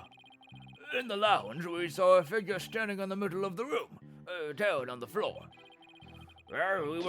We were still in the courtroom to the east when the figure fired at us. Being a pirate is weird. I'm weirdly kind of bad at pirate. Oh, given that there was no third person in the lounge when the witness entered it, does this mean the person who fired the gun had to have been the defendant? Not necessarily. It's still possible that it was someone else. Most likely, as soon as Detective Arm and Detective Cosmos discovered this person, they escaped through the southern door. The one that didn't have a security lock. Objection! Double-edged swords are a tricky lot. Mishandle one, and it's you who was cut down. Huh? Your reasoning could apply if Spaceboy were the killer as well. Think about it. After being discovered, he could have fired the 10 caliber the gun. Detective Arm would have responded by firing 2 warning shots. All he had to do was feign unconscious to invent the possibility of a third person. But Mr. Starbuck didn't have a gun in his possession when he was found by the police. Nor has a gun been found at the crime scene. Its absence can only be explained if there was a third party who took it with them. Objection!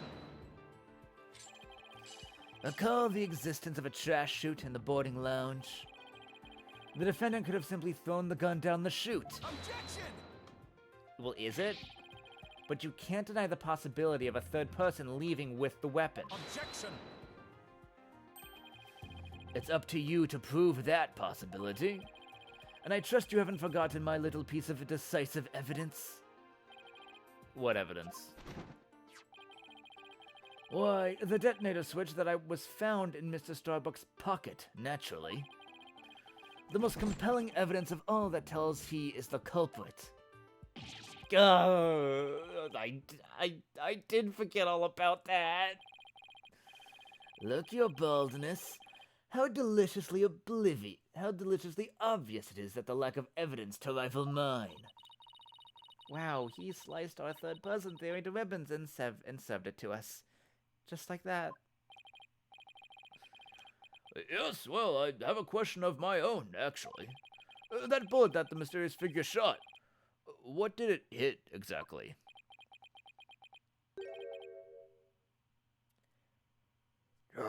It hit me. So does that mean you're a ghost? I was wondering when you would realize it, your boldness. Director Cosmos is an authentic, bona fide ghost. He can even pass through walls.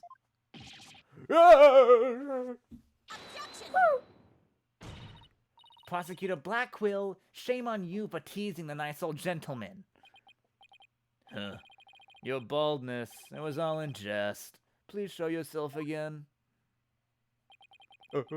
Are you sure? In that case, how did you manage to survive being shot, Director Cosmos? I'm glad you asked.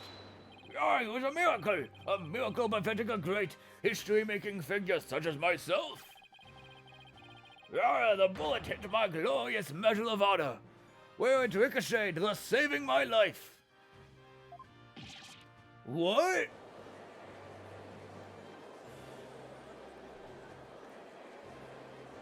So why didn't you tell us this?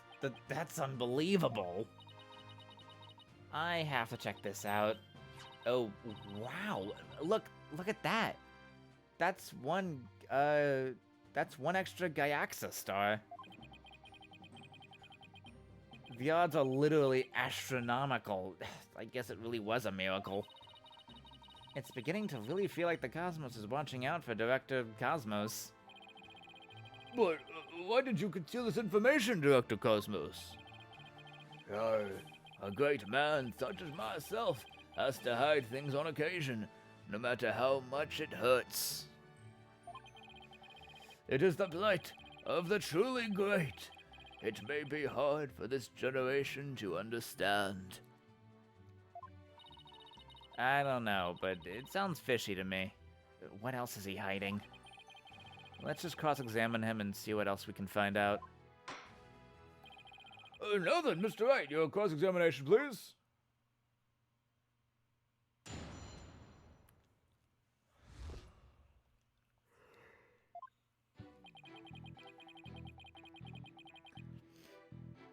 Okay, I'm not gonna press that.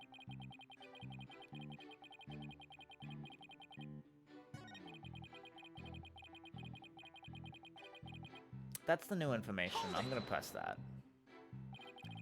So in other words, you were fired at while you were at the control room.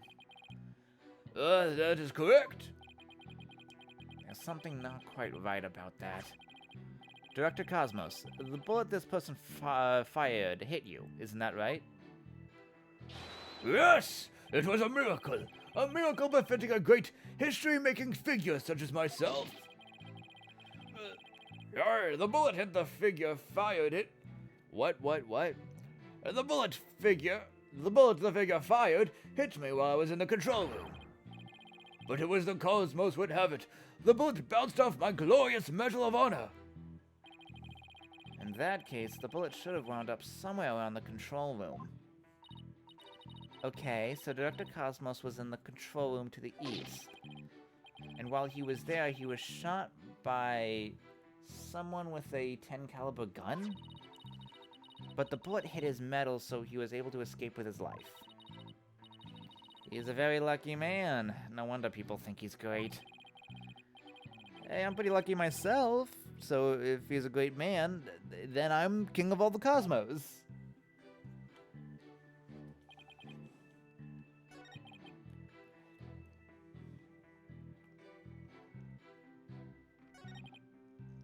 Let's press that, because I think that might be wrong. You might not have been in the control room. We've already heard about that part. Do you have any new information? Well, let me see. If you have an hour or two, I could tell you about the Hat 1 miracle. We already know about all that too. Tell us about something related to this incident. Oh, I see. You want to know about incidents? Let me tell you about the many incidents that made me the man I am today. Yes, if you have the time, I will tell you all about the upbringing of this great man. Well, I suppose. If you have the upbringing of this great man. I'm so inconsistent with this guy's accent. It's kind of in character because he's a liar and all over the place. You've told us all about that already as well. What we need now is your testimony. Huh? Did I already tell you all about my upbringing? I don't really recall doing so. Director Cosmos, perhaps you could save your boastful tales for later? If I must. Well, we peeked in through the courtroom door and, in the lounge, what am I doing? Hold it! But it was so dark you couldn't see the figure's face, isn't that right? Yes! The room was deep and dark as outer space was itself. Speaking about outer space, doing the Hat 1, If it's about the Hat 1 miracle again, you can sod off and tell it to a stray mutt. Ha! Excellent idea! No reason why the animal world shouldn't hear of my greatness.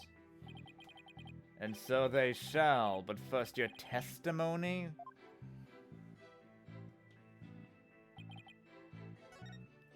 Okay, Director Cosmos was in the control room to the east.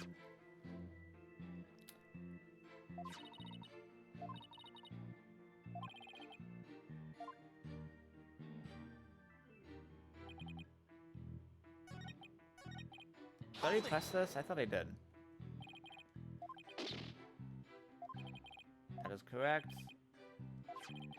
Because with the bullet, isn't that right?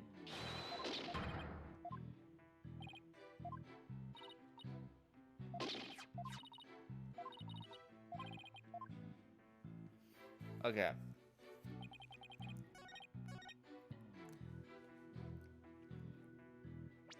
I have to present something relating to this.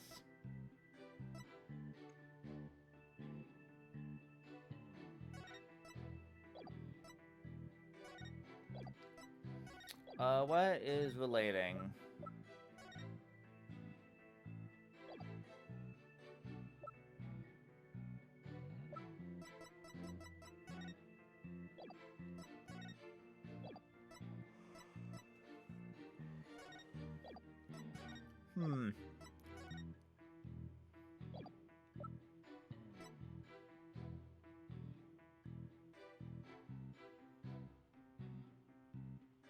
I think, do I just present the bullet again because of where it was found? Yeah, I guess I should present, that's kind of dumb, to present the same piece of evidence twice. Director Cosmos, I believe you are telling this great court a glorious lie. A great man like me? Tell a lie? Have you ever heard of such a thing in all of history?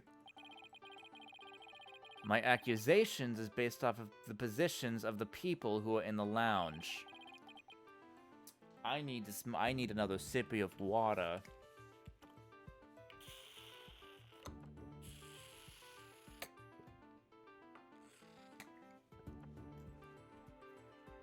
Drink slow, I don't want to choke.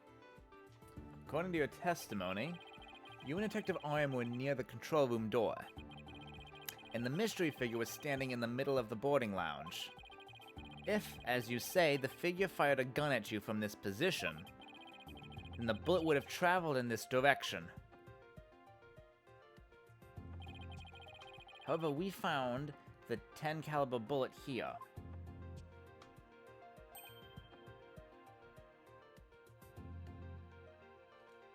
Oh! This trajectory and where the bullet was actually found, contradict each other. Director Cosmos, where were you really when you were being shot at?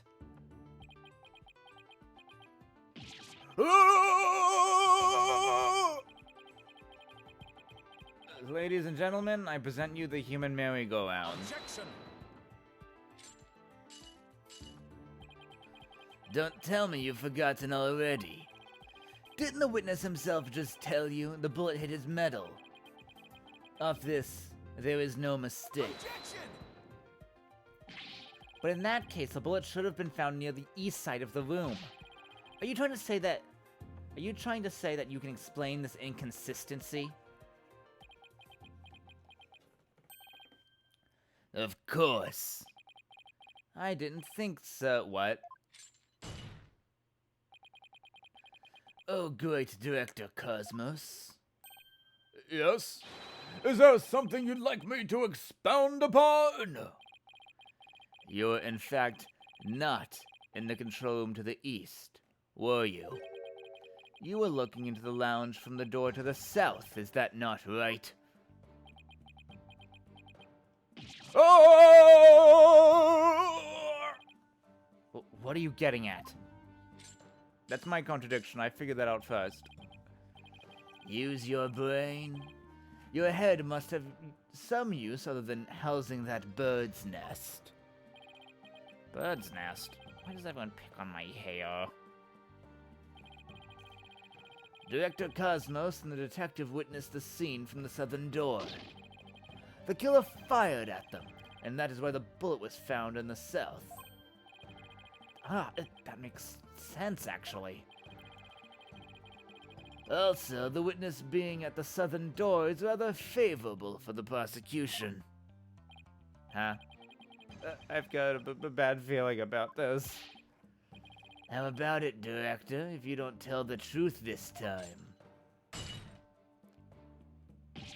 Yikes, his handcuffs, You will become rust upon my sword. I'll relish the chance to cut down a great man.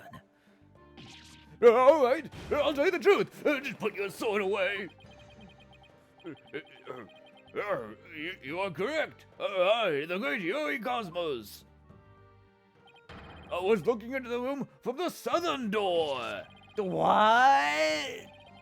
That's the complete opposite of all the testimony you've given so far. And now you've lost your possibility that a third person was in the room. I have? How? The director and the detective were near the southern door, meaning the killer couldn't have escaped through there. The western door required print recognition. The corridor beyond was filled with smoke, and the only escape route left was the eastern control room. And the only way to get through there was Director Cosmos' fingerprints. Ugh. In short, there would be no escape for any third person had there been one. My third person just disappeared. Like in one of Chusey's magic tricks.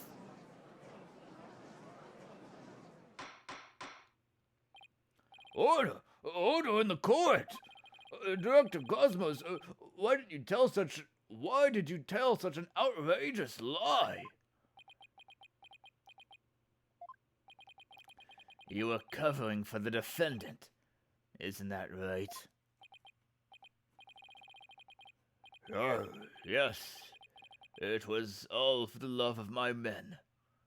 If I said I was in the eastern control room, it would mean the culprit could have escaped through the southern door.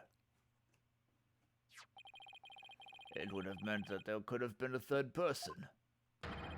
All I wanted to do was protect Starbuck.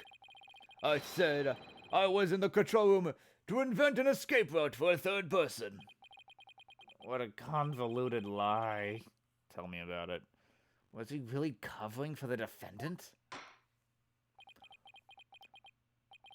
It looks like we've come to a conclusion. The defense's argument to the possibility of a third person has crumbled. No. It's over. Yikes. The judge is about to hand down his verdict. Think, Phoenix, think. This is the perfect time to try and turn my thinking around. If a third person had no way of escaping the scene, what if the only person at the scene was this third person? Wait. What if the whole premise is wrong? Dr. Cosmos said that he and Detective Arm rushed to the scene together. But what if that premise isn't true? What if one of them reached the scene before the other one? And if that person entered the lounge, then they would be the third person. The defendant is the only one who could have killed the victim and shot at the director. There doesn't appear to be any room for argument against these claims. I will now render my verdict. Objection! Please wait, Your Honor. There is still one possibility. Oh, this had better be a good one, Mr. Wright. There was one and only one person who could have escaped the scene. And that person would be the first person who arrived on the scene. Then, upon entering the boarding lounge, the second person to arrive came via the southern door. That's why the first person fled from the room. What?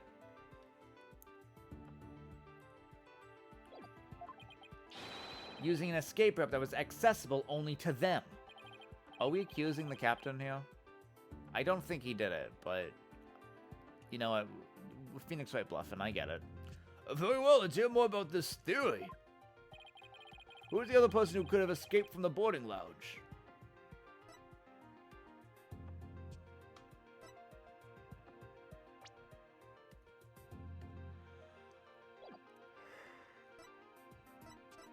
Oh, how old is everyone? Level 23, that makes sense. Still 16. 18. 33, 28. 33. 27. 62. Unknown. 37. Oh, okay. She's a good deal old. She's a lot older than Blackwell, like 9 years.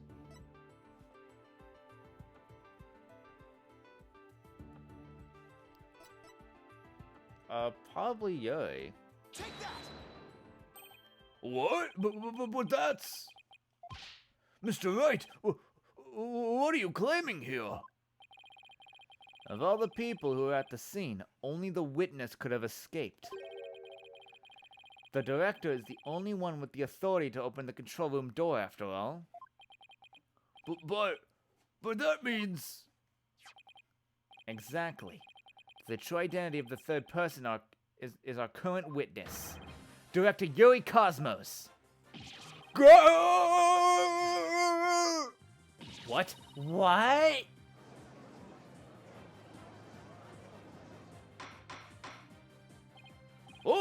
Order in the court, I say. Mr. Wright, you will explain yourself in more detail. I assert that Director Cosmos arrived at the scene before Detective Arm and entered the boarding lounge alone. Detective Arm arrived after that and saw a suspicious figure who was actually Director Cosmos standing in the lounge. And that's why she fired those 2 warning shots. I've been hit! I've been hit on the starboard side! Captain Wright, it's a direct hit on the enemy ship, sir. A magnificent shot. Warning shots fired from the enemy ship. Prepare to intercept. Cosmos, you have to lie in this court once again. I've been hit! I've been hit on port side! The enemy has called in reinforcements! The Cosmo Control Center, requesting permission to ask you to return to reality. But my ship will not go down to anything less than the ultimate weapon of evidence! Objection! But I do have evidence. In fact, you could say that your battleship bears its scar. If Director Cosmos is the third person or Black Quill saw, with the gun, and in return the detective fired her warning shots. Isn't that really how it went down? Reduce my miraculous tale of survival. Yes, you're absolutely correct. Dr. Cosmos must have been the one who fired the 10 caliber gun. When Detective Arm discovered him in the lounge, it only makes sense that he would have turned and shot at her. Therefore, the evidence on the director's body is a different kind of relevance than before. Once we compare it against another piece of evidence, the mark that you received from the third party will be all the proof we need to prove that you are the one there in the lounge. A brace for impact! Comparison against this piece of evidence will prove that you are the one in the lounge. The big bullet, right? To see if that matches the mark on his badge. Yeah, because it would leave different sized marks. We have both bullets we can compare. The 38 caliber bullet found on the floor at the scene didn't hit the oxygen tank.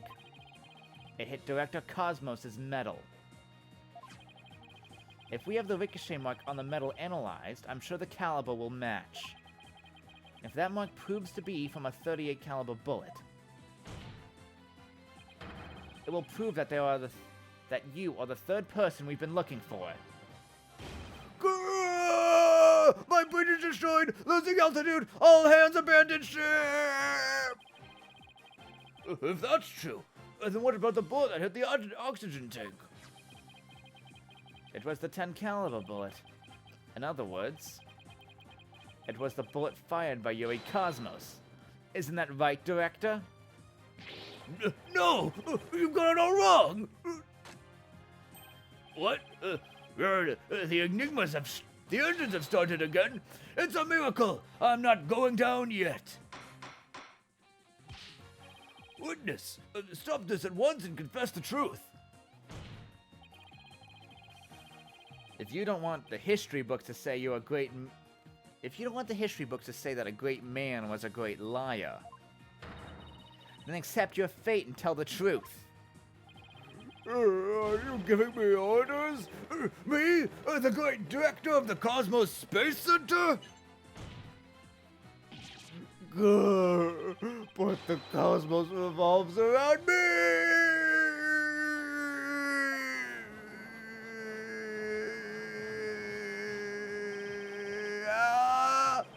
Someone get me off this thing! Order! Order in the court! Will someone please stop the witness from spitting?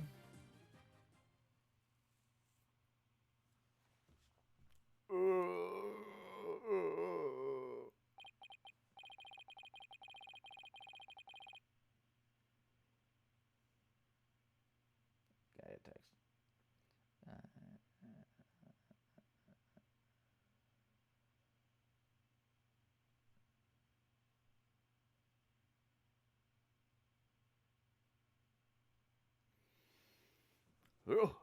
Thank goodness you're able to stop him from spinning off the face of the earth. While he was twirling, I took the liberty of running an analysis on the mark on the metal. It was made by a 38 caliber bullet, matching it with the size of Detective Arm's firearm. No.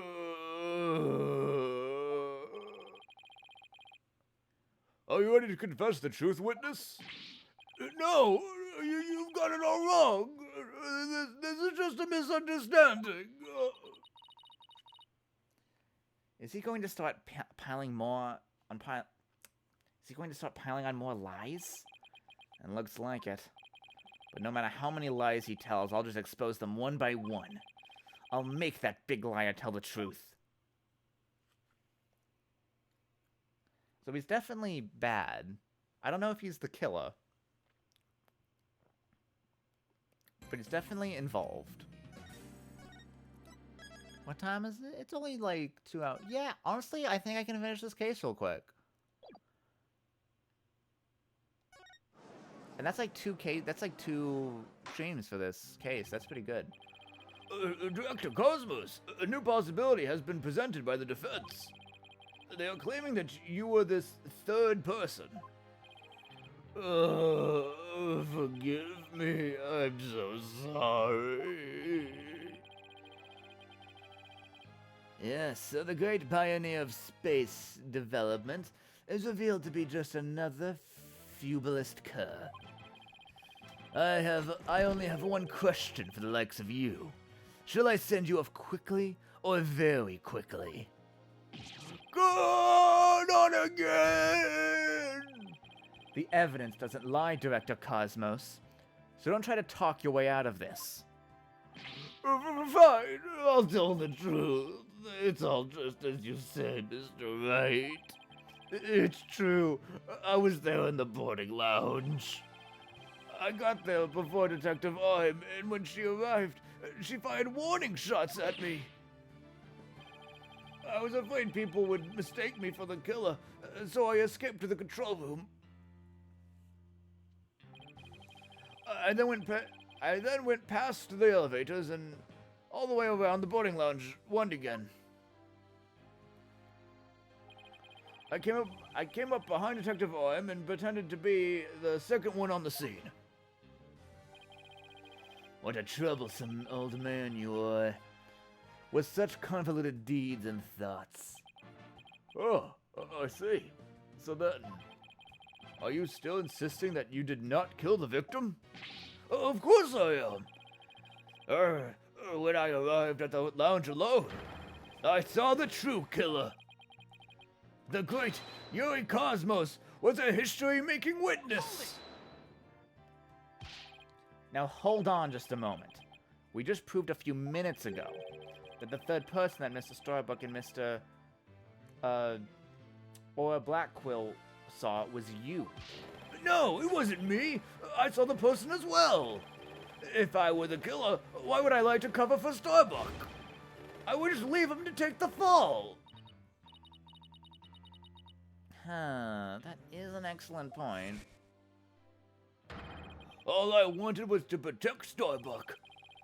I said I was in the control room to invent an escape route for a third person. Well, it makes some sense if he told those lies to cover for Mr. Starbuck. Still, a lie's a lie, Athena. So Director Cosmos claims he's not the culprit, but where's the proof? Oh, I just remembered. I have an alibi. Miss Blackwell said that she saw the killer at 10 a.m., correct? Yes, and? Well, I was on the 4th floor helping with the evacuation effort. Ask any member of the staff you'd like. They'll cooperate with me. The director is not fibbing to the court for once. I confirm that he has an alibi for the time specified. So, you're claiming that Miss Blackquill saw the killer commit the crime first at 10 a.m. And that you arrived at the lounge after that. Yes, and I believe the person I saw is the same person that Miss Blackquill saw.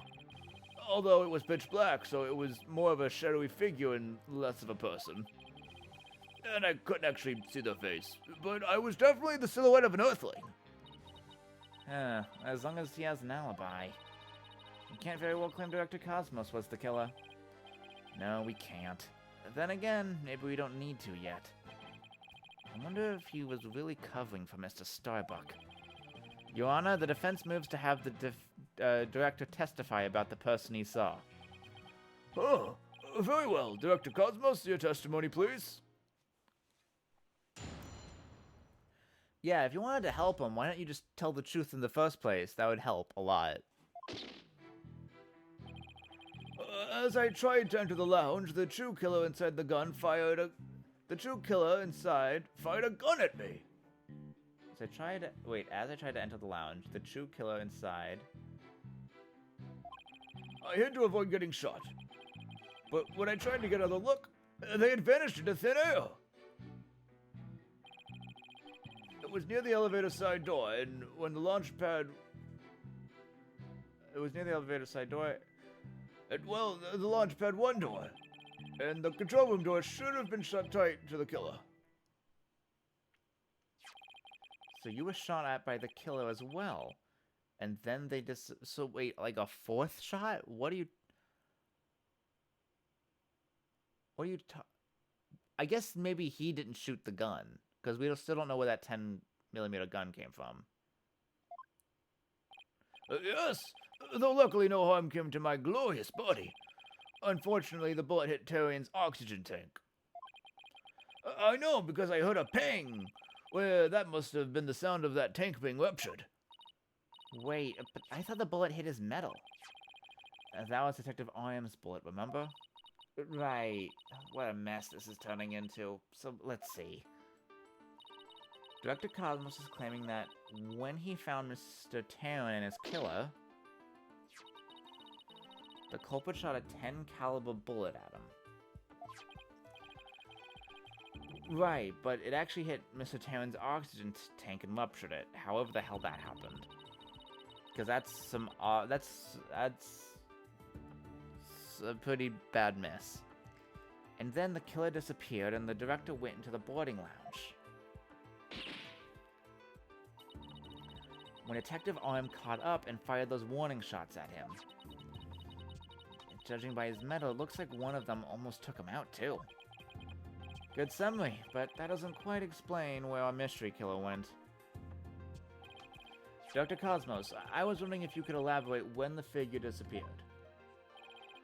I'm ashamed to admit that I tried to hide myself when I was shot at, but when I peeped back into the lounge, the killer was gone. I rushed into the lounge straight away to investigate. But what I found was Tyrion with a knife in his chest. Its Starbuck out cold on the floor. Oh, so we have a culprit who vanished from a scene that had no escape route. Kind of back where we started with him pretending to be dead, huh? Vanished without a trace. It's truly like one of the great mysteries of the cosmos. Silence. Huh. A riddle of the ages indeed. But I'd rather know. How a fibbing leech such as you can be lauded as great. A great man is always misunderstood in his own time. But he must remain true to himself, and even if those around him don't understand. Wow, that might be the first true statement he said all day. But how do you suppose the person managed to vanish so quickly? Simple. Because it was Space Boy himself. When he was spotted by the director and Aura, he quickly feigned unconscious. That would certainly take all the mystery out of the idea of a vanishing culprit. I want to raise an objection, but I don't have any counter-evidence. Director Cosmos, when you saw this person, did you also see Mr. Starbuck on the floor? No, because it was as dark as a black hole in there. I didn't see Starbuck until the other person vanished and I entered the room. That wasn't exactly helpful. I'm prepared to accept your surrender, right, Dono? I can't find any holes in this testimony, but I can't give up. Mr. Wright, why don't you let me help? Huh? While the director was giving his testimony, I detected a cacophony of discord. Which means he's hiding his true feelings from us, huh? This just might help us find out what happened to our vanished killer. That'd be great, Athena. Let's see what you can do with him. You got it, boss. I wouldn't want to miss this chance to delve into a great mind. Yuri Cosmos, prepare to hand over the secrets of your heart to me.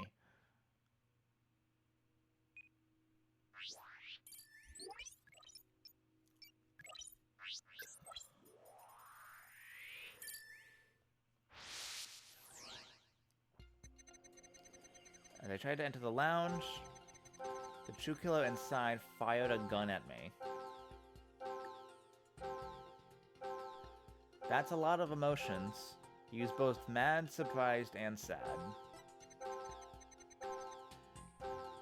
I hid to avoid getting shot.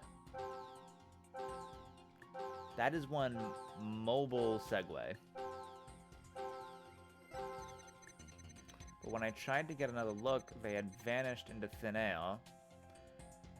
Why did you stop feeling things? It was near the elevator side door. And we'll launch pad 1. Oh, why are you sad?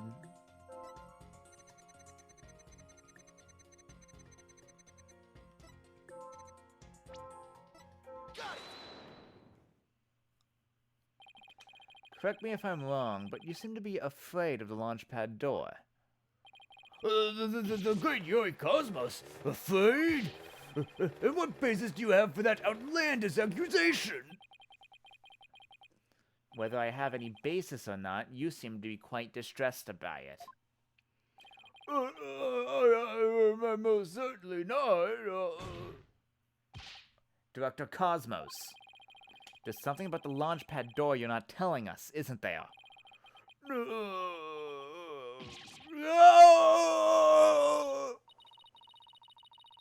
Wow, speechless. It looks like you hit the nail on the head, boss. Was the door open? It's working, boss. One more punch and it'll be a knockout. There seems to be more emotion that's at odds with his testimony. Go get him. Okay. Back into the Matrix it is.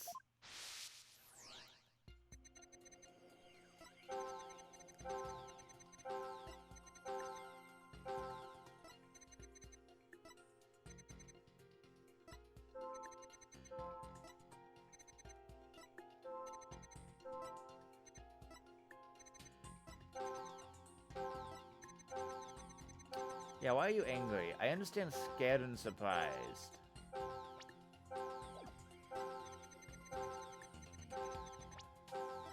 Got it.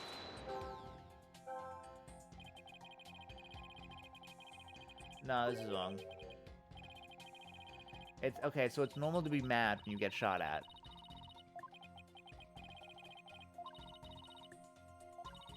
I wish I could skip this bit.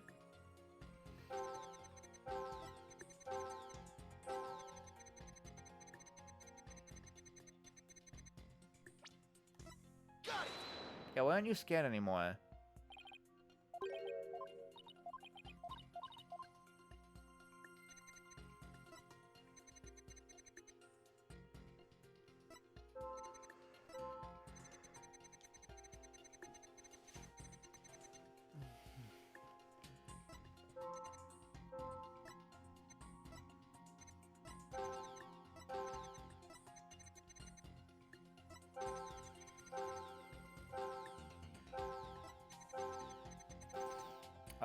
You know what, just because I want to finish this trial today. Second half.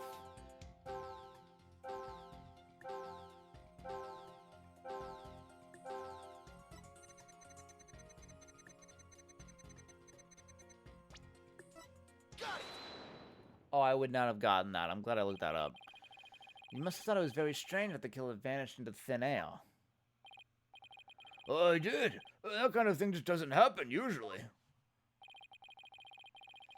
And yet, at that time, you barely registered any shock at the occurrence. What? Why are you...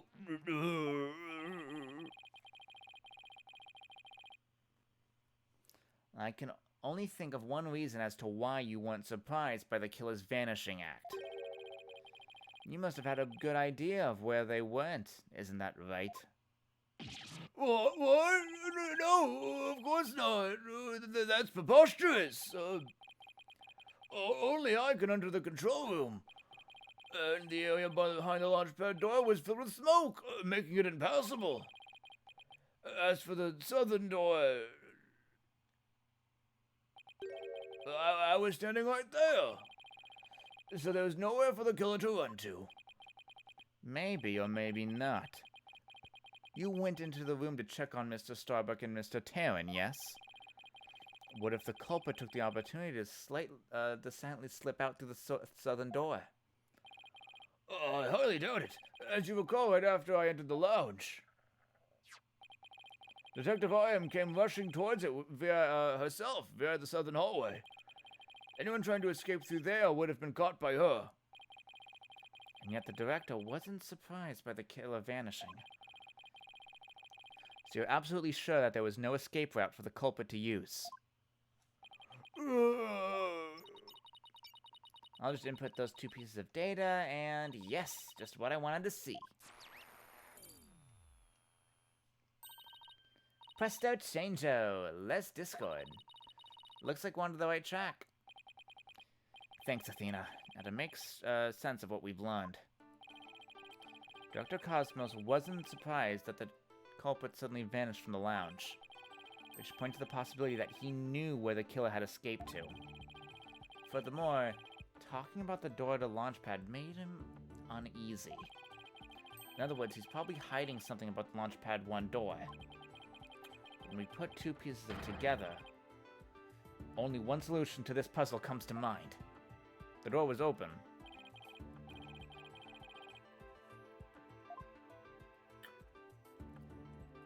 This way. Take that! The culprit went through the launchpad 1 door to escape, didn't they? Yes. I mean, no. Disaster, Starboard! We're going to crash into an asteroid! A master tactician, you are not. But the area beyond the door was filled with smoke, wasn't it? True. But this is still the only logical answer there is.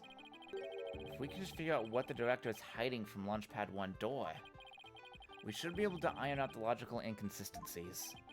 But that door requires fingerprint recognition. Only Starbuck, Taylor, and I have access. I don't see how the killer could have opened the security lock. Do you? That's an easy one. The killer's right there on the boarding lounge, meaning there's a way he could have easily gotten past the security lock. Come to think of it, we did examine the prints on the fingerprint recognition device. I suppose the killer used this person's fingerprints to get past the security lock. It was Starbuck. Take that! That's... Mr. Starbuck was lying unconscious there in the boarding lounge. Anybody could have easily gotten past the security lock by using Mr. Starbuck's prints. And actually, Mr. Starbuck's prints are exactly what we found on the device's screen.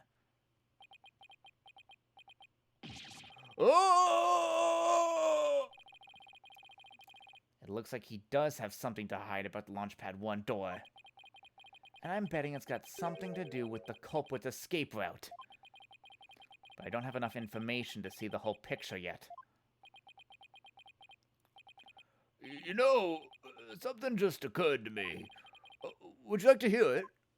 Huh? Yes, by all means. There's a security camera in the boarding lounge 1. Right, and the one that recorded the victim and the defendant. What about it, Your Honor? If the true culprit escaped in the Launchpad 1 corridor, then that might be recorded on the security footage as well. Then the mystery would be solved. What do you think of my logic? The camera doesn't work. I hope you didn't strain your faculties too much for that, your boldness. I beg your pardon? Look, if we play the security footage beyond this point... Oh my! The footage cuts off!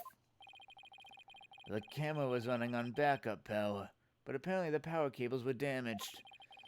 Most likely the after effects of the explosion. There was no footage after this, be it of the criminals or of space aliens. Oh, and I thought it was such a good idea, too. Just because your grandchild is watching from the gallery, that doesn't mean you should try and show off too much. Grandpa Baldness. Prosecutor Blackquill, how did you know my grandchild? How do you know about my grandchild? I think his grandchild just learned a little bit about the harshness of the adult world. Setting aside the issue of grandchildren, I'd like to have the witness continue. Director Cosmos, could you tell us more about when you entered the lounge? If I must.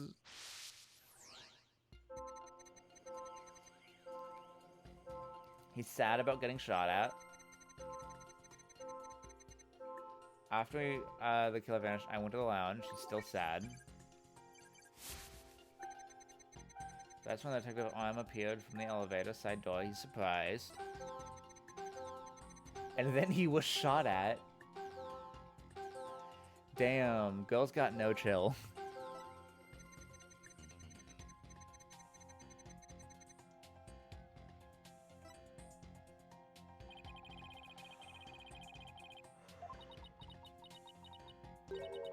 Actually, my cat is really sick, you know.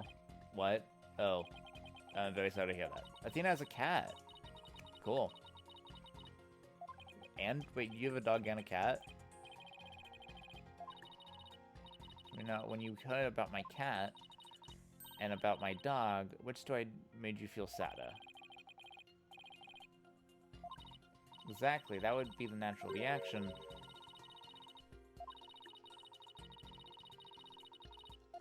Okay, so it's like, it's sadness stuff. Okay. He's very sad about getting shot at.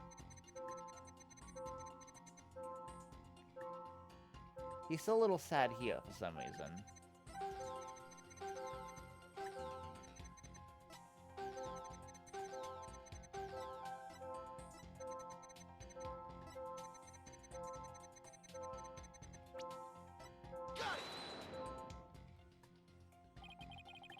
Nope, that's wrong.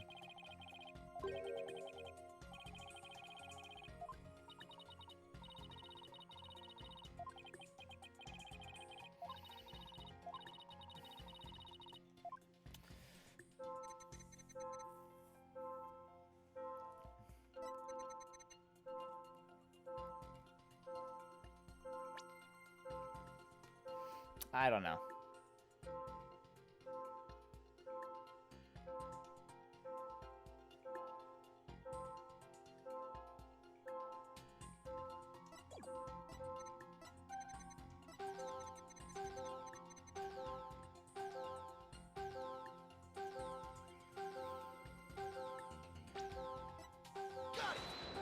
Why is that worse? It's not worse.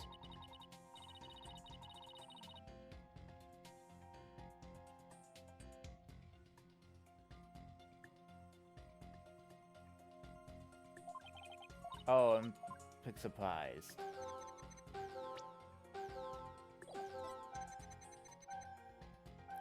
Oh, that's what it is. It wasn't... They threw me off because they were talking about sadness, not surprise. It was really surprised when she came in, and not that surprised when he started shooting at him. That actually does make sense. Director Cosmos. Pull up the thing. Why were you so surprised when Detective Arm found you? And again when she fired. Isn't that a bit unnatural?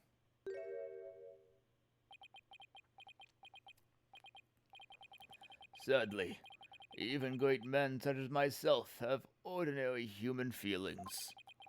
Our bodies are bound by the forces of gravity and emotion. And even a great man such as myself experiences surprise on occasion. Yes, I'm sure you do. But my real point, it's not that the fact you were surprised, but rather what you were surprised by. Pardon me? First, you were surprised when Detective Arm found you in the lounge. And just after that, you were of course again surprised when she shot you. But considering what you were surprised about, a strange phenomenon, occurs here. Director Cosmos, what is strange about your surprised reaction is the fact you were more surprised when she came in. Sure, you were surprised when Detective Arm shot at you, but you were surprised but the surprise you felt when she found you in the lounge was much greater. The fact that you were more surprised by simply being found than being shot at suggests to me that you were conflicted about whether it was you were conflicted about whether it was you were doing there. But whatever it is you were doing there. The enemy has acquired a new weapon. Commence operation hide under your desk.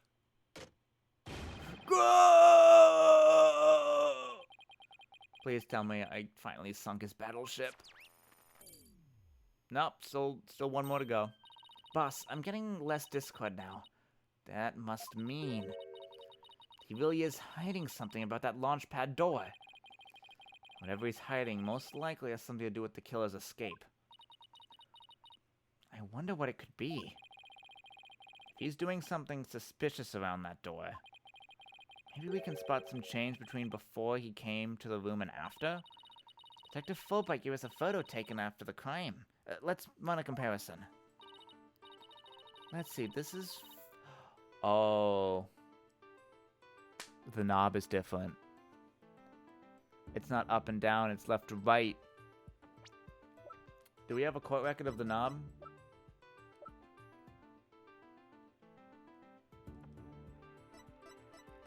We don't.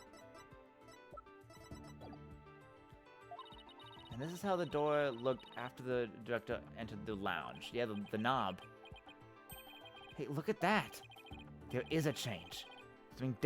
Something's definitely different. Director Cosmos. What is it? What have you two been up to over there? Finding the answer to what you were doing when Detective Arm found you. That's what. And the answer lies clearly in this footage. All you have to do is compare it to the photo that was taken during the investigation. Don't be ridiculous. If you really do have an answer, you'd have pointed it out already. He's asking for it. This is what changed directly after the incident.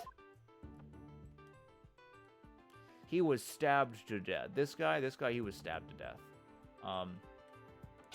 It was the knob. The answer is this knob. No, that's... Your Honor, please take a look at this footage. Oh, let's see. Take a look at the knob next to the pad door. And as you can see, it's horizontal. Yes, it is. Isn't it? However, when we investigate the scene of the crime yesterday, the knob was vertical. Oh, and what does that mean? It means that sometime before and directly after... Wait, what? It means sometime between before the director arrived and after. Someone turned this knob.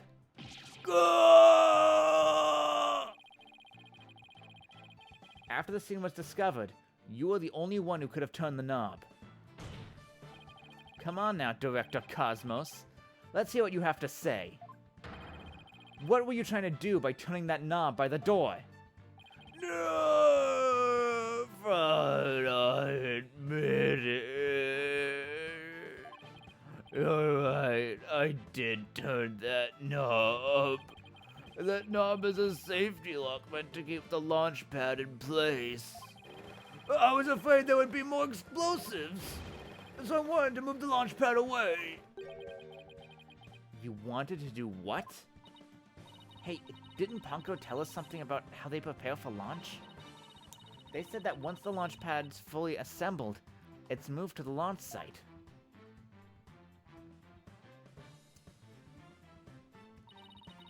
But the safety lock in the boarding lounge has been disengaged first. Has to be disengaged.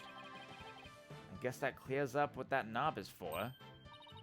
Oh, so the killer escaped into the launch pad 1 corridor. Maybe they were transported along with the launch pad to the launch site. I don't think so. The launch pad 1 corridor was filled with smoke. I don't think they could have escaped through that corridor. So then, why did the killer... Oh, because the whole room was gone. As soon as you move the door, then that's just a big open... That's a big old window that you can go down 3 stories. Huh. I guess there are still some things we have to uncover.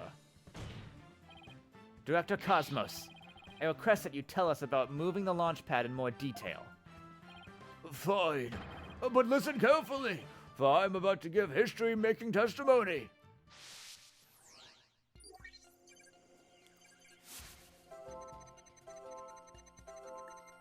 Why are you happy?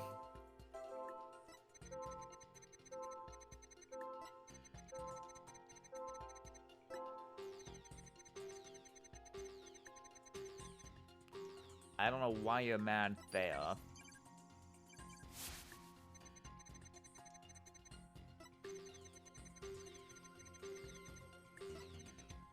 Okay, that makes more sense why you're mad. First things first. Why the heck are you happy? I had no choice but to disengage the safety lock? You make it sound like you were reluctant to do so. And yet, when you did it, you felt some joy, as if you were very pleased with yourself. How do you do it? How do you know everything as if you were there? Pretty impressive, isn't it? This is the power of analytical psychology. So, care to explain why you felt joy when you disengaged the safety lock? When I think back on the facts you've discovered up to this point, I have to believe that you were trying to fulfill some hidden agenda. Oh, how do you know about that, too? Because I'm more or less of a pro at guessing. But you have no proof that I had a hidden agenda. And even if I did, I would never tell you. So there. I know they say people regress as they grow older, but you, sir, take the cake. And how could you doubt a man with such great intensity, intelligence, and integrity? Silence.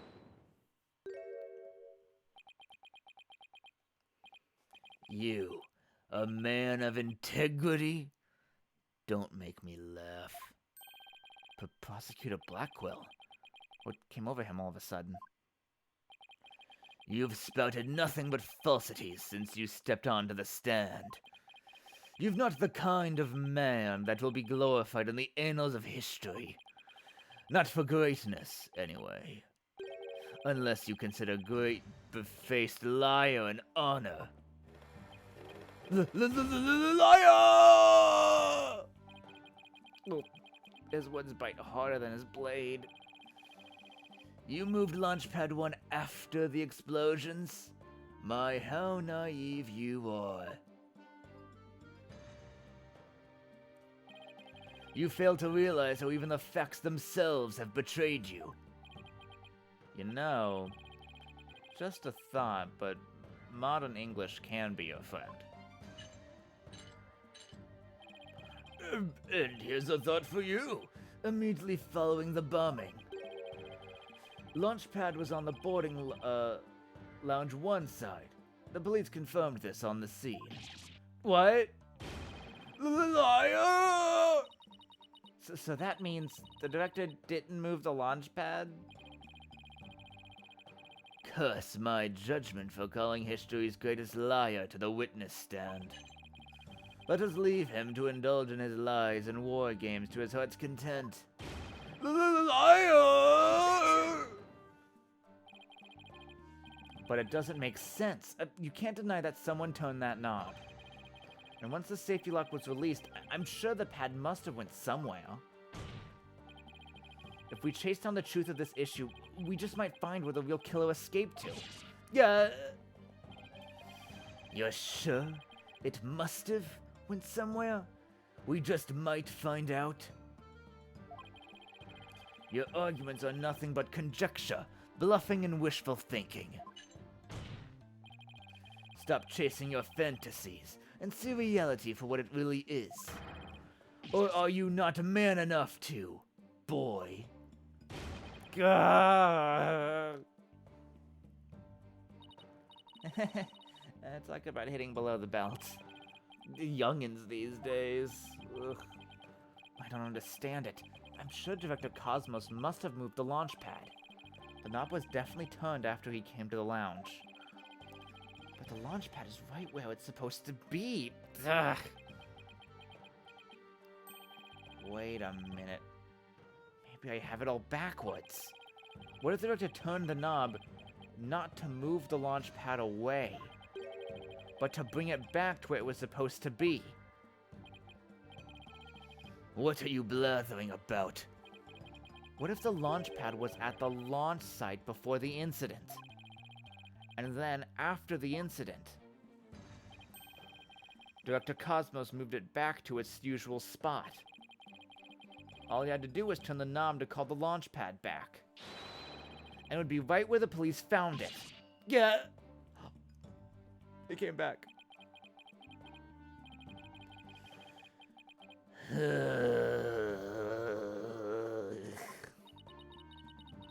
He made him sigh like Mr. Starbuck. Was what I said really that off base? It pains me to have to explain how wrong your own logic is to you. However, our great liar turned the knob only after he discovered the crime scene. Indeed, the pad existed beyond the lounge when our Astro Wanderers made their escape. An effect that has been recorded for posterity on the filmless film. Oh, right. So, to reiterate, stop chasing your fantasies and see reality for what it really is, boy. Gah! Get a grip, Mr. Wright, and focus. We know the launch pad must have moved. But our deductions and actual facts of the case are a direct contradiction to each other. Well, maybe the two astronauts never actually boarded the rocket. The footage could be fake, taken with body doubles after the incident, or... On second thought, no, that's too far-fetched even for me. Never actually boarded the rocket? Hey, wait a minute. Maybe, just maybe. Huh? Prosecutor Blackquill, what if I told you that the two astronauts never set foot inside the launch pad area, but instead went into another place? And what if when the director moved Launch Pad 1 back, it was not from the launch site, but from another place? What would you say then? Cut the existential bull or I'll cut you. Okay. Mr. Wright, This is, okay, I will say this is getting pretty fucking convoluted. Mr. Wright, you will explain yourself at once. I know I'm right. It was all the other way around from the beginning. Very well, Your Honor. Let me explain. Director Cosmos' reasons for moving Launchpad was to switch it with another place. Because he wanted to switch it with some other place. I'm sorry, but did you say switch it? But what could he possibly have switched the launch pad with? Oh, you'd be surprised, Your Honor. All it takes is a little thinking outside the box, and the answer becomes clear as day. What is it that... Space Museum? Take that! I don't really know where this is going. Launchpad 1 was switched with the Space Museum? In the past, the Space Museum used to be the Launchpad 2. It has all the same features as Launchpad 1, and can even be moved to the launch site. Meaning, the Space Museum and Launchpad 1 can also be switched with each other. You can't mean... The rocket the astronauts boarded was not the one in Launchpad 1. It was the one in the Space Museum. What? The Balderdash! And yet, it's the only explanation that accounts for every riddle and inconsistency. This is how the Space Center was just before the incident. I see Launchpad 1 and the Space Museum have already switched places. That's right, and with the two switched like this, the two astronauts entered the Space Museum from boarding lounge 1. This allowed the Chew Killer to enter the launch pad from boarding lounge 2, and set the bomb on the rocket. But come to think of it, the door to the Space Museum from the boarding lounge 2... Welcome, welcome. The Space Museum is open to the public every day of the year from 9 a.m. to 7 p.m. Exactly, anyone could pass through the door to the Space Museum. There's no fingerprint recognition system on that door. otherwards with the 2 launch pads switched like that? Someone other than Mr. Starbuck could have easily planted the bomb. Gah! After setting the bomb on the rocket, the culprit snuck the boarding lounge and waited there, concealed, in order to kill Mr. Town when the 2 astronauts emerged from the Space Museum. Recall that Miss Blackwell, Mr. Starbuck, and the director all saw a suspicious figure, who we can suppose, after killing Mr. Talon, made their escape into the Space Museum. After that, Director Cosmos switched the two launch pads back, without realizing the killer was inside the Space Museum.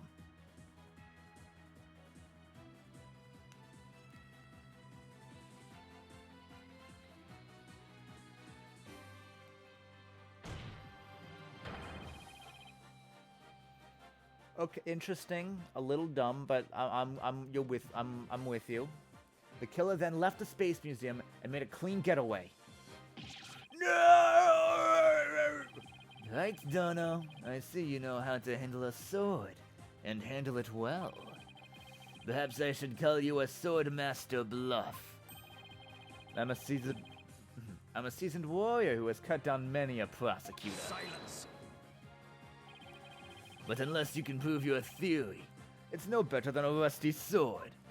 That's right. You have no proof I switched the launch pads. Somebody needs a better anger management counselor. If the launch pads really were switched, there might be a record of it somewhere. At this point, Launchpad 1 and the Space Museum was switched with each other. So the corridor beyond the door should be the one that belongs to the Space Museum. Let's see, this is an image of the Launchpad 1 corridor. You see anything different when we compare it to the security footage? Huh? Yeah, the number on the floor. That number on the floor! Well, what do you know? It looks like we have a proof after all, Prosecutor Blackwell. And if this is just another bluff? Oh, don't worry. It's all right here. Right in this footage. Proof that beyond this door is the corridor to the Space Museum. Very well then. Answer this for me if you would. What is this? It's the 2 over here. That I did notice, but I never really put 2 and 2 together. If there's a 1 on the floor in the Launchpad 1 corridor. But take a look at the floor of the corridor in the security footage. Do you see the number on the floor behind the astronaut?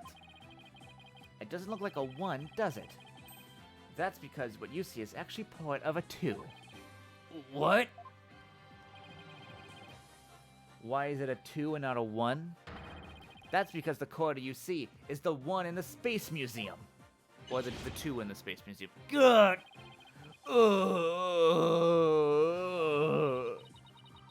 And so that means the corridor in this footage was not filled with smoke. That's right, because the explosion didn't occur in the Space Museum. The explosion occurred in Launchpad 1 on the opposite side of the Space Museum. And now that we know the 2 astronauts escaped from the Space Museum, the mystery from the previous trial of how they got down the ladder is cleared up. Mr. Tarion, carrying Mr. Starbuck, simply took the elevator from the upper floor down to the middle one. Just incredible. The 2 launch pads were actually switched. But you'd think someone would have noticed an event of this magnitude. Everyone was down in the basement shelter when the launch pads were swapped back. There's no way anyone could have known that this was supposed to be... There's no way anyone could have known that this was happening on the surface.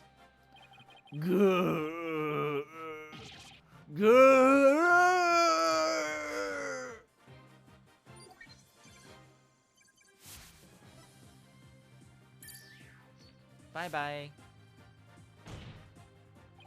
No more lies, Director Cosmos. It's high time. You told us the truth. Gah! My glory! Everything is slipping away! Time to deploy my ultimate weapon! Galactic engine ignition! What? It's gone haywire! It won't stop! My stars! My glory! My God! No, not that way! No!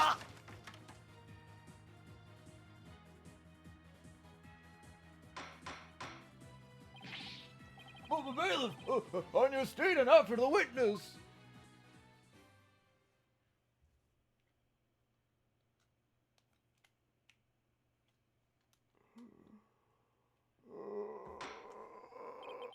Oh, I see we managed to retrieve you before you could do any bodily harm.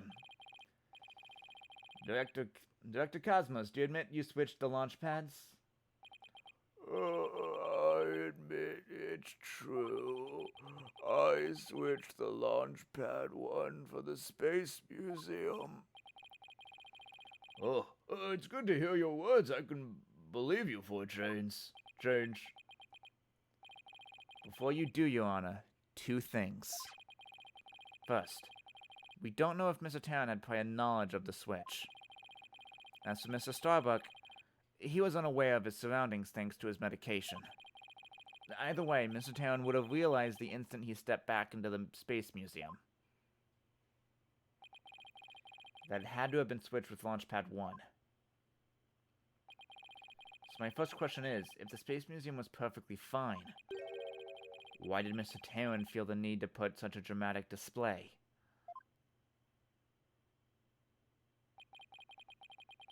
As for my second question,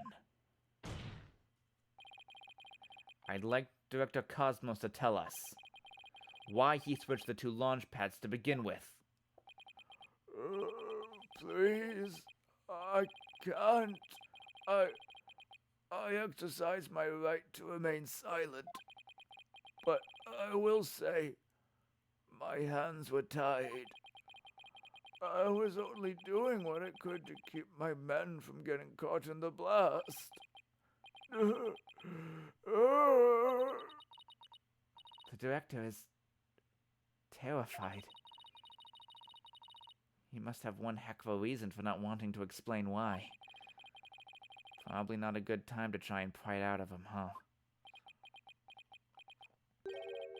Excuse me, but would you mind if I picked up my stars without my badge of rank? I'm nothing. I don't see why not. Bailiff, help the director retrieve his stars.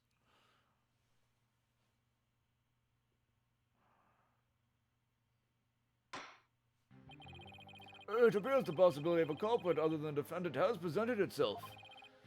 Mr. Starbuck, is there anything you wish to say? I don't get it. Don't get it? What don't you get? Director, why did you do all that? From the very beginning, you never meant for the launch to go ahead, did you? You tricked us! Mr. Starbuck. Starbuck, me boy. I'm sorry. I can't tell you the reason why. But I had to do it to protect the Space Center. Director! Will I ever get the chance to go into space again?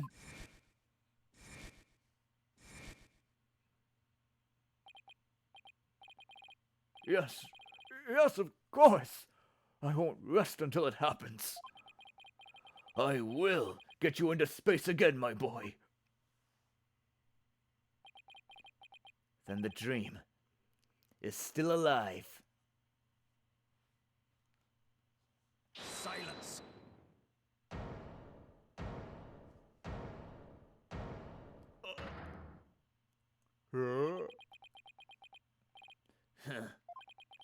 You're not going into space, Starbuck, but prison. I won't have it any other way. Why are you so hung up on him? Yes, I accept that the launch pads really were switched. And if there was a third party at the scene, I suppose they could have escaped. but I have yet to see proof of this third person's escape via the Space Museum. Oh, that's a good point. He's right. I don't have any proof. Starbuck, you will spill everything you know. What? Me? Where did you get those bombs? Tell me now. If you don't, my blade shall feast on your blood. I'm going to... Sorry, I was gonna do choking sounds, and then I started committing too hard. I need to drink water before I do this.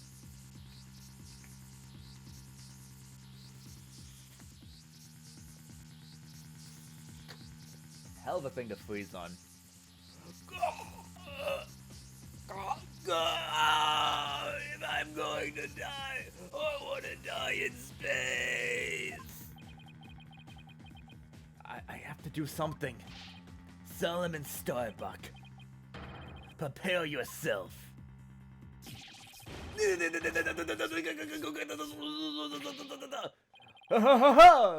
Now, you know violence isn't the answer, Prosecutor Blackwell. That annoyingly cheerful laugh. It can be none other than... Champion of righteousness, Bobby Fulbright. Here, in justice we trust. Detective Fulbright? Sorry to keep you waiting, Mr. Lawyer. I hope I'm not too late.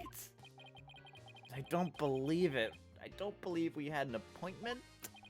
I tried to hurry, but I ended up helping up a little old lady across the street. And then I had to break up a cat fight. And I tell you, justice sure is a full-time job. Was it a fight between cats? Why are you here again? Because the defendant isn't the culprit, and I came to make sure that justice is served. I don't have any idea what you're talking about. Fulbright, I always thought you were a bit touched in the head. But have you finally succumbed? Nope, but it looks like you've succumbed to the phantom of yours. Open your eyes and let evidence of justice uncloud your judgment. What evidence?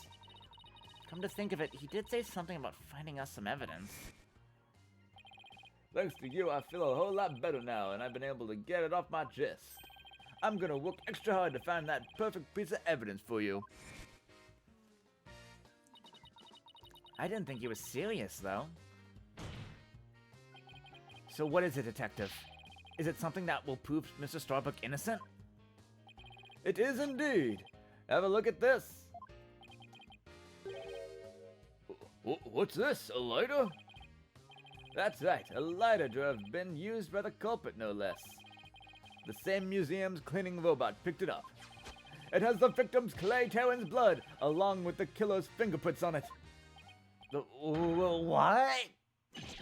God!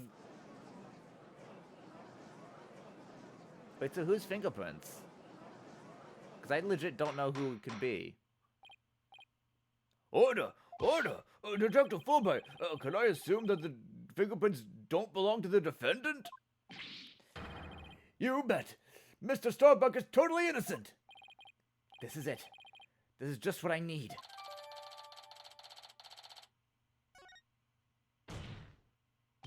Your Honor, this is decisive evidence that supports the defense's earlier claim. Explain yourself, Mr. Wright.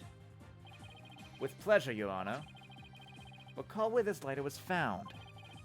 Based on that, we'd extrapolate that after the killer murdered Mr. Terran, they escaped with the lighter in hand into the Space Museum. Whether they dropped it, the switching of the two launch pads occurred. Then finally, the killer left through the boarding lounge too and made their escape.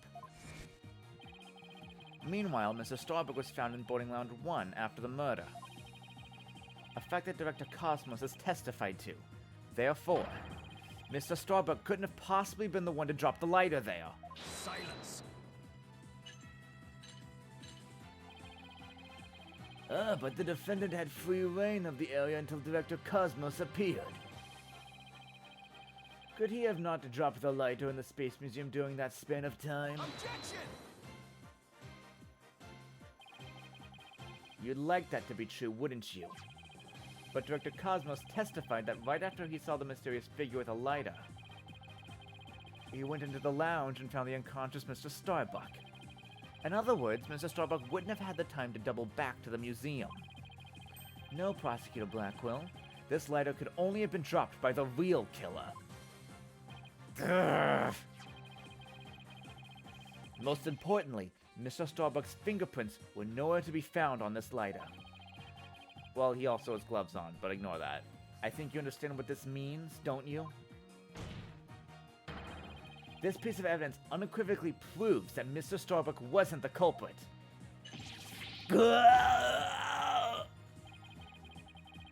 This does indeed appear to be decisive evidence that proves the defense's claim. As for the remote switch that was found in Mr. Starbuck's pocket, we can assume it was planted by the killer on the unconscious Mr. Starbuck. No, there must be some mistake. Frankly, Prosecutor Blackwell, I've been worried about you. I've been chasing this phantom for 7 whole years. You've been chasing. I understand your urgency because tomorrow... Silence.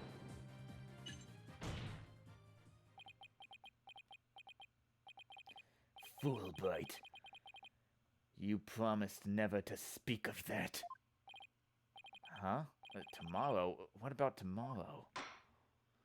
Is it like the like the 7-year like expiration date for court cases? Given the body of evidence, I think it's safe to say the defendant is innocent.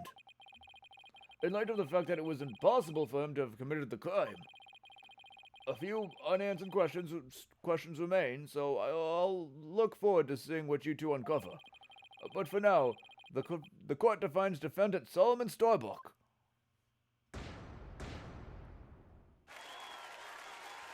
Oh, and we didn't find the killer. Thumbs up.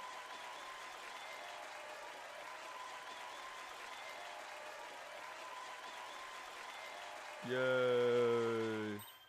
Yes, we did it, Mr. Wright. Looks like we pulled it off somehow, huh? With some help from Detective Fulbright. Mr. Wright, Miss Sykes, thank you. And please thank Apollo for me, too. You all are the best. Oh, I wish we could tell Apollo about Mrs. Starbuck's verdict right now. Yeah, me too. But that's gonna have to wait. Now that a verdict has been reached, I'd like to bring today's trial to a close. Court is adjourned. Objection.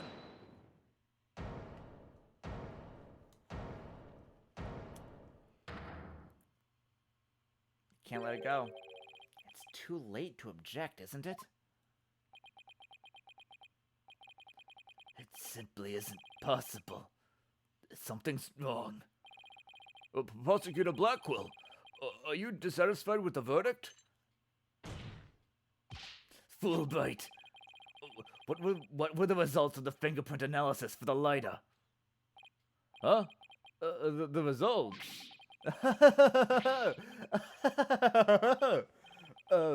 Well, I was in a hurry, you see. And then there was that cat fight, and well, I kinda got carried away when I heard the prince want Mr. Starbucks, so... Have you read it?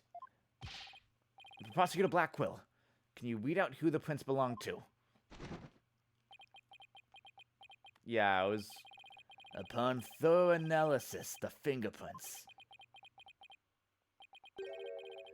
were found to belong to Athena Sykes. So says the report. What? Oh! But me?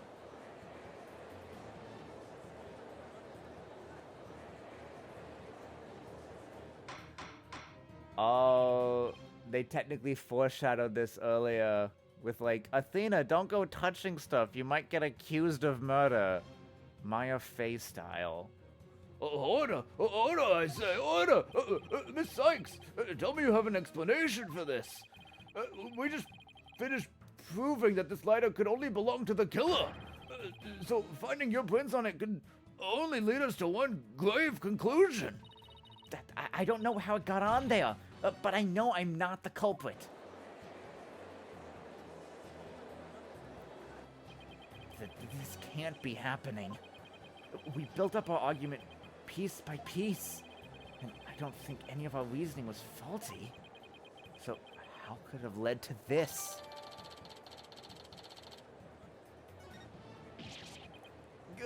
What have I done? Please forgive me. I'm sorry. Order! Order! Detective Fulbright, stop your crying! What in the world is happening here? It's like the world's gone mad. Order! Order! I will have order!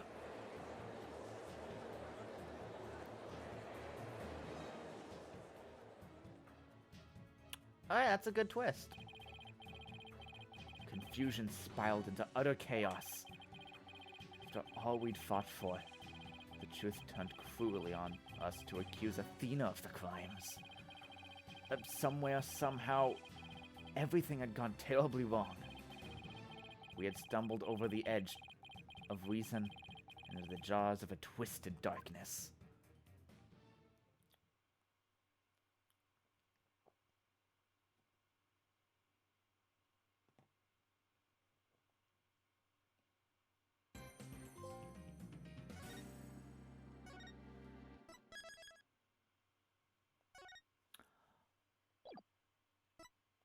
All right.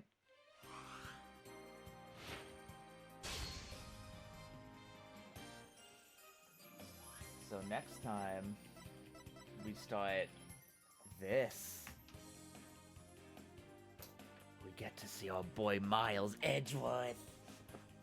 Alright, is anyone I care about streaming?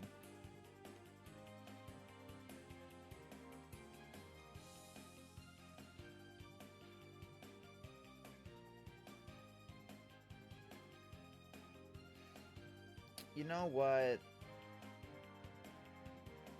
We can raid the, sorry, wait, this does add. Slash.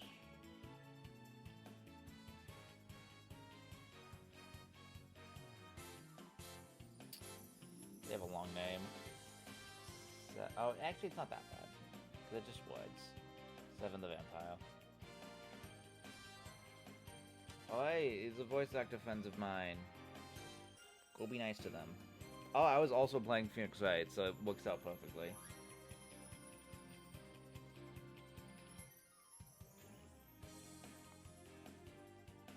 Alright, peace, peace.